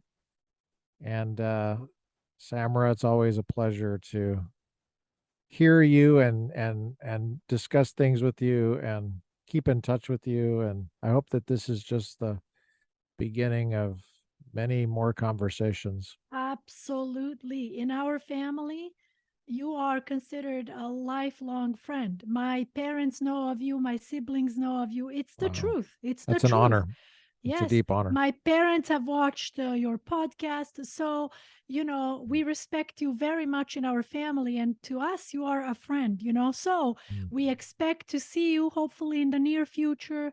Come and Yeah, visit us. And we can get, hopefully, my family gets to meet you in person. And I really I mean would that, love that. I would love that. Absolutely. Professor, I Absolutely. just want to say as well, thank you very much. It was an honor meeting you, and thank you for having me. I've never done anything like this before, but it was fun.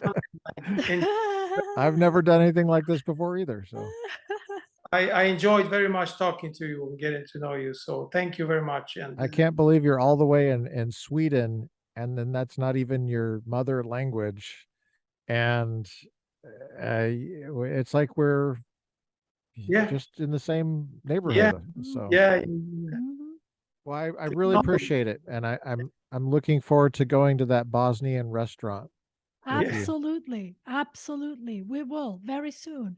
And anyone listening, keep on listening to the Republican professor, because I guarantee you, you're going to hear a ton of wisdom, a ton of knowledge from a very, very educated, very knowledgeable person. And don't take that for granted. Do not take that for granted.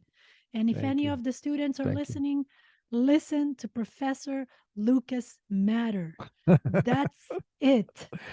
Thank you, teacher Sam from Maverick Lingo in My Los Angeles. pleasure. My And pleasure. thank you, Mirza Dracevic from Sweden. Thank you so much, dear professor, and God bless you all, and take care. Thank you. God bless the United States of America. Yes. What a way to end that. Wow.